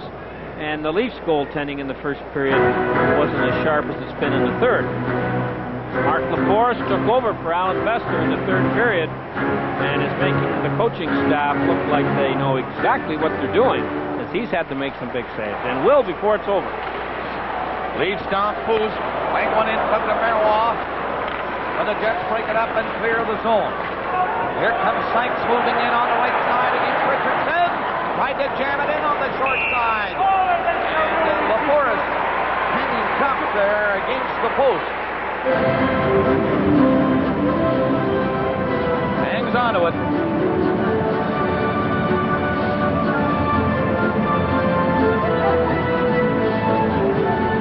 Here's the chance here. Richardson's a little slow turning.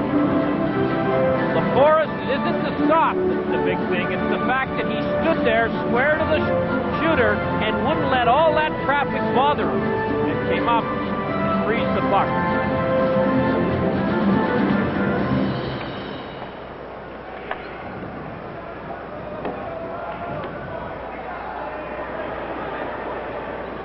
Chuck bends in there for this face-off to the left of LaForest.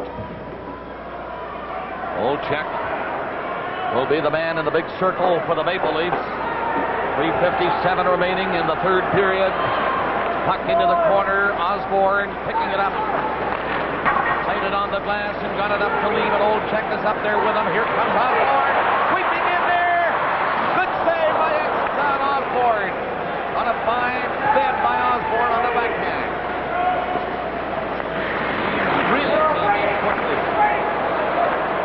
Evans, fine, Howard-Chuck. Newman is moving up there. Put it into the side of the net. Evans again centered it. Leaves trying to cover up and clear it out. They do just that. And Newman comes back. 3:20 remaining in the third period. Off to center is Evans. His shot nowhere near the net. McElwain plays it into the corner. It's off the stick. And it's over the glass into the crowd. Well, lots of action in the National Hockey League tonight. Can you imagine the Philadelphia Flyers not winning a must game against the last place Quebec Nordique? No Sakic with 2 there. Vancouver walks into Washington and wins 3-1. I don't think the Capitals want to make the playoffs either. In Montreal, 2-1. It's not over yet. Montreal Canadiens still have their eye on the Buffalo Sabres. Calgary 5. Hartford 4 with only a few seconds left to go. Brett Hull, his 68. Habscheid and Yzerman making it a game, and the New Jersey Devils are up on the Oilers in Edmonton. And in this one, 4-3 for the Maple Leafs. Murdoch taking a look up at the clock. He sees 3:10 remaining in the third period. And he looks a little worried. This is a big game for both these teams. Winnipeg, 77 points, Edmonton 83. And they're giving chase. The Leafs, they can hang on and win this one, and Chicago is beaten by Montreal. They'll be within 1 of second place Chicago. It's centered in front of Essenza. The Jets clear it out. Smale moving in. He's back. Saved by LaForest. Jets keep it in. Yellowknife drives it. He missed on the short side. Here's Massa. He put one in there. The rebound. He scored. The rebound came off the left pad to Yellowknife, and he lifted one high under the crossbar to tie it for the Winnipeg Jets. Well, the Leafs had 3 men back there, Hannon, Curran, and Curvers, and the Jets only had 3. Now you watch, the puck goes right around. The 3 white shirts should have picked up 3 blue shirts, and you can see that Hannon and Curran, or Hannon and Curvers, don't look behind them. And sitting there all alone is Yellowknife, who scoops it up. 3 against 3. You have to take a man and stay with him, and you have to find your man in a hurry, or this is what happens. Poor defensive zone coverage have cost the Leafs. Assist number 22, Mo Mantha, and number 3, Brian Marchment. Time 17:25. 17:25. The time of that goal. Yellowknife scored the goal. 28th on the year. Mantha and Marchment assisted. And that makes it 4-4. 2:23 left. And the Jets were leading most of the night. They were up 2-0 at one point. Let's have another look at the defensive zone coverage breakdown. 3 Leafs, 3 Jets. The 1 Jet player, Yellowknife, is all alone and puts it in. You have to talk to each other back there. Carpenter's saying to himself, how many times have we practiced that? And yet a little breakdown may cost us 2 big points, as this one's far from over. Big finish now to this hockey game. Ramage fires one in. 2:15 left in regulation time. The Leafs keep it in. A shot from the line doesn't get too far. Benton was up ahead of everybody. Ashton has to shoot it into the corner. Here's Compo. He's racing in there and has to go behind the net. Compo bumped by Ramage. Ramage with the puck is content just to get it outside the line. 1:50 remaining in regulation time. Compo moving up for Winnipeg. Cuts into the corner. Todd Gill sailed into him rather heavily. Olchek couldn't move it. Gill does. Gill played it up near the line and it gets out. 1:30 remaining in the third period. Here's Dom Foos with Lehman. Lehman couldn't get the pass. And back there is Momatha.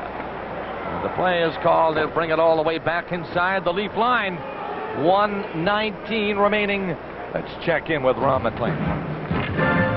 Okay, Bob, plenty of drama this evening. Elenuk, a first rounder at 86, right behind Dam Foos, equalizing the game here. And Bruce Cassidy, a number 1 pick in 1983, scores the tying goal, a power play goal for the Hawks late in Montreal. And they are in overtime now at the Forum.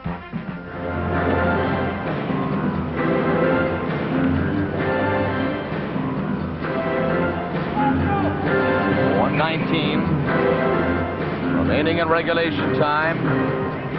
Face-off to the left of Mark LaForest. Here's this 4-man-up face-off that the Jets have been using all night. Newman, the only man back near the line. It didn't matter. The Leafs hook it off the glass and get it out. 1:10 left. Newman around the net. Lehman in there with Olchek. Samantha helping out, holding it on the boards with a skate. Into the final minute of the third period in a tie hockey game. And the Winnipeg Jets starting to move the puck away. McElwain takes it out. He's up there with Evans coming in. Knifed into the corner by LaForest. Richardson back. Howard Chuck on there and got it back to Mantha. His shot just missed. Lehman trying to catch up to it. He's in there. Reynolds in front. Oh, what a great save by Essensa.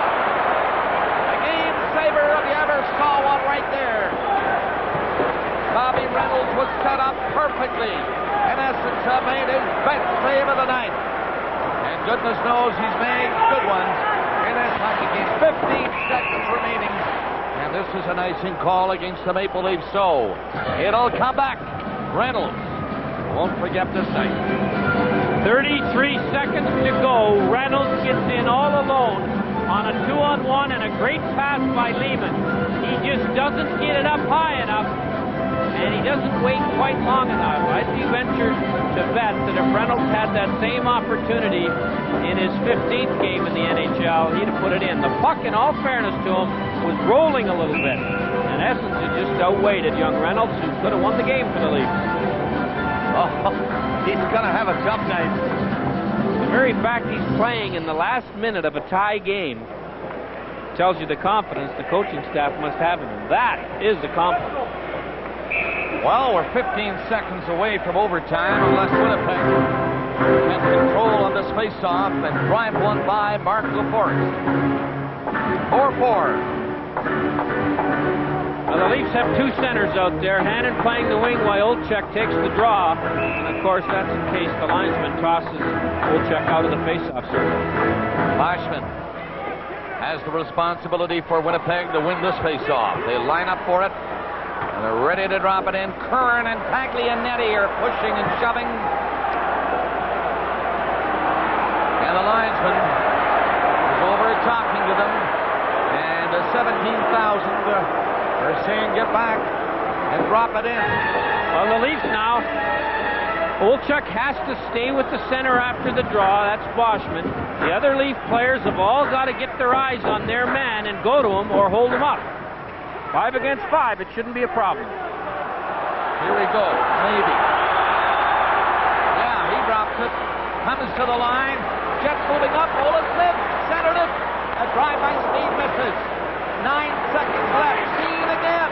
had to hurry that shot and missed the goal. 4 seconds left. A shot and stopped in the short. And regulation time comes to an end. So we go into sudden death with Toronto and Winnipeg ending 60 minutes at 4 goals each. Well, 9 seconds left with the face-off in the lead zone, and the Jets had 2 chances. They won the draw. They couldn't put it past the Forest. And there's the Winnipeg coaching staff mapping the strategy for overtime. Well, this game shaped up thusly. Evans first at 7:16, and then McDermott at 16:40. It was 2-0 Winnipeg.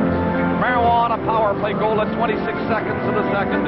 Dom Foose, another power play goal at 2:48. McElwain 8:46. Marois, Hannon, Ellenuk. We're tied. We'll have overtime in just a moment. With Vaseline lip therapy, you may never get chapped lips again. Because Vaseline lip therapy covers completely. It protects, moisturizes, and relieves chapping. With Vaseline lip therapy, you may never get chapped lips again.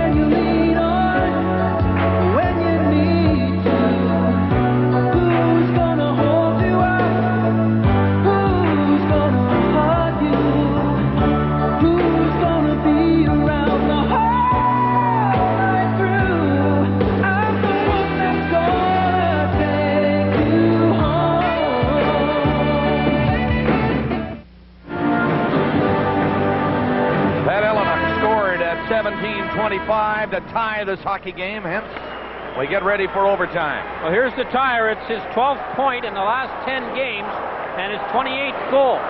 3 against 3 coverage. 2 Leafs went to 1 Jet, leaving Pat Ellenuk alone just for a second. And this young man fired it up over the Forest to tie the game for his team. Forest came in to play the third period. Bester the first 2. The shots are 41-33 in favor of the Toronto Maple Leafs. Bob Essence all the way, of course, for Winnipeg. Overtime records for these teams.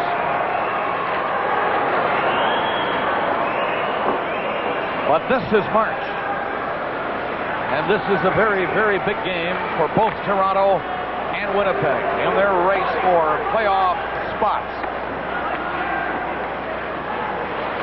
The Leafs trying to force the play right off the bat, but here's Evans coming down the ice for Winnipeg. Slipped it in on the left side. McElwain couldn't reach it. Reynolds didn't see that pass. Now Lehman grabs it. He's up over the line, but it's called to the offside at the Winnipeg blue line. And it was called late. It was a close one. Now, if you want to know when games are decided in overtime, take a look at this. Most of them in the 4th minute. Very few in the 1st and not a lot in the 5th. And a lot never. You're right. If I was both these coaches, a tie wouldn't be the worst thing that could happen to you on St. Patrick's Day. Look at the tie Carpenter's wearing. Dean against Hannon. 4:28 remaining in sudden death.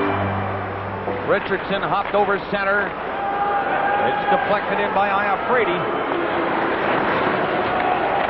Taglianetti starts to play, but that pass a little bit too far for Doug Smale. The Leafs are on it.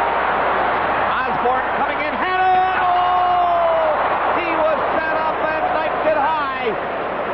A little bit too high. It got over the crossbar.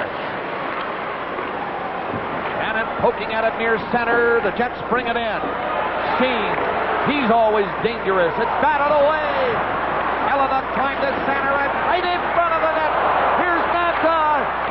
He drives it and that's it.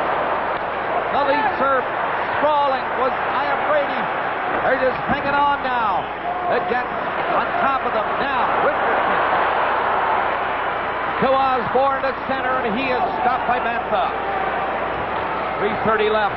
Ellenuk put it up in front of the net. Gill didn't know he had stopped that one. Hit a stick and played it up. Marois and Domfus are in. Domfus has stopped Marois going for the puck. He circles with McIntyre. Marois in there. Couldn't control the pass. Now Domfus took a swing at it. Ashton trying to get away from Marois. He got as far as center. Here is Domfus. He's up there alone. Domfus alone. And he kept flying, trying to get in. Raglionetti around the net with 2:50 left in regulation time. The Jets, Benton moving up. Long shot, Laforge taking a look over his shoulder. Played it up near the line. Leafs do not get it out. Here's Ashton. Oh, and a glove save by Laforge. He shot that left hand out. I don't know if that one was inside, outside, or on the post, but Laforge is going to take a chance. Boy, Eddie Olczyk and Reynolds, especially Reynolds, I guess it is, can't get the puck out as it comes around the boards. And LaForest makes a spectacular stop of one that may have been wide, but in overtime, you're not sure, you better grab it. LaForest has looked pretty sharp, considering this is the first taste of NHL hockey for quite a while from him. A quick update now from Ron McLean. Okay, Bob, good news for Toronto fans. Bad for those watching in Buffalo tonight. Here's Stéphane Richer with the shot from 25 feet, his 45th goal of the year. At 1:32 of overtime, the Habs beat the Hawks 3-2 at the Forum. And here, 2:35 left in overtime. The Leafs and the Winnipeg Jets. Leafs had a 4-3 lead. Well, the Jets tied it. And here in overtime, they both had chances to end it. Hannon knocked it along the boards. It's still inside the line. The Jets on it, and LaForest gloved another one. Clipped high by Olczyk and not out. Olesen, he drives one in there. And grabbed by Curvers. He got it ahead to Lehman. He had to roll it up to center ice. Olesen lost it. Olczyk to Lehman. Catching up is Curvers. Moving in over the line with Lehman. And the Jets come back out. McElwain coming in. On with the break. Set it up in front of the net. Lehman got back to tie up Evans. 1:45 remaining. In overtime, Evans stood up and escapes by the hit by Richardson. Leaps to the line, and Reynolds is going up there. He was checked in time. Hannon shoots it into the Winnipeg zone. A minute and a half left. Newman in around the net. He's a good skating defenseman up the center and played it into Steen. Steen dropped it back. Well, what a hit by Richardson on Steen. And the lights went out for a moment. I know it. Oh, my goodness. Thomas Steen, who missed 2 months with a bad back and has been a factor ever since he's got back, by scoring 12 points in his last 7 games, takes an awful wallop from Luke Richardson. And if he can play after this, we know one thing, his back's all right. He got on the wrong street, and the streetcar knocked him down, and Luke Richardson, who's thrown some beauties in his short NHL career, straightens Thomas Steen right up with a clean, open ice, not too often seen body check. That all happens with 1:13 left in overtime. And these Jets and these Leafs are putting on a show here on St. Patrick's night. The Gardens in Toronto. The shots are 41-36 favor of the Maple Leafs. Finish your offer. Well, the Leafs know the out-of-town score. They want the 1 point for sure. They'd love to have 2, but they want to get that 1 point. Boy, that was a great body check by Luke Richardson. You know, when you're a teammate of yours throws a check like that, every guy in the bench swells up thinking he was in on it. On the other hand, if you're on the Winnipeg bench, they all felt it. Richardson can certainly dish him out. At that time, he had Steen with a head down for a fraction of a second, and that's all it took. Now they're going to ask Steen to leave because he lay on the ice for a second. And I thought the rule was that if the trainer comes out, you have to go off. If they have to hold the game up while you recover, I guess you have to go off for whistle. I'll tell you one thing about Thomas Steen. He's tough, or he wouldn't be skating on his own to the bench because he was really locked. He's tough, but he's also a classy hockey player. They'd love to have him on there now, but for now, he's on the bench with 1:10 remaining in overtime, and Smale trying to pick up the slack and going in. Took a shot at the first, a little difficulty with it. Couldn't smother it. Around the net, Smale trying to jam it in. Into the final minute of overtime, and the Jets are pressing. The Leafs know it. And relieving the pressure. And Francis Steady. I think he can play it. He was up across center. And it's called. They'll bring it back inside the Leaf line with 48 seconds remaining in overtime. Well, Francischetti was offside on a good call by the linesman because it was close. Coming into the game, Toronto trailing Chicago by 3 points in the North. Winnipeg by 6 points, with Edmonton in second place, and Winnipeg trying to catch up. So then, this is a very important game for both Winnipeg and Toronto. Chicago has been beaten by the Canadiens at the Forum 3-2. And Chicago are in here, Bob, on Monday night to play the Leafs. And the Leafs can't complain. They have 3 games against the team they're trying to catch. And should any one of the team win 2 of the 3, you'd like their chances. But I think it's going to be 3-game preview of the first round of the playoffs as far as the Leafs are concerned. And Chicago-Toronto would be an interesting playoff series. This one is, in fact, winding down. Howard Chuck wants the face-off a little deeper.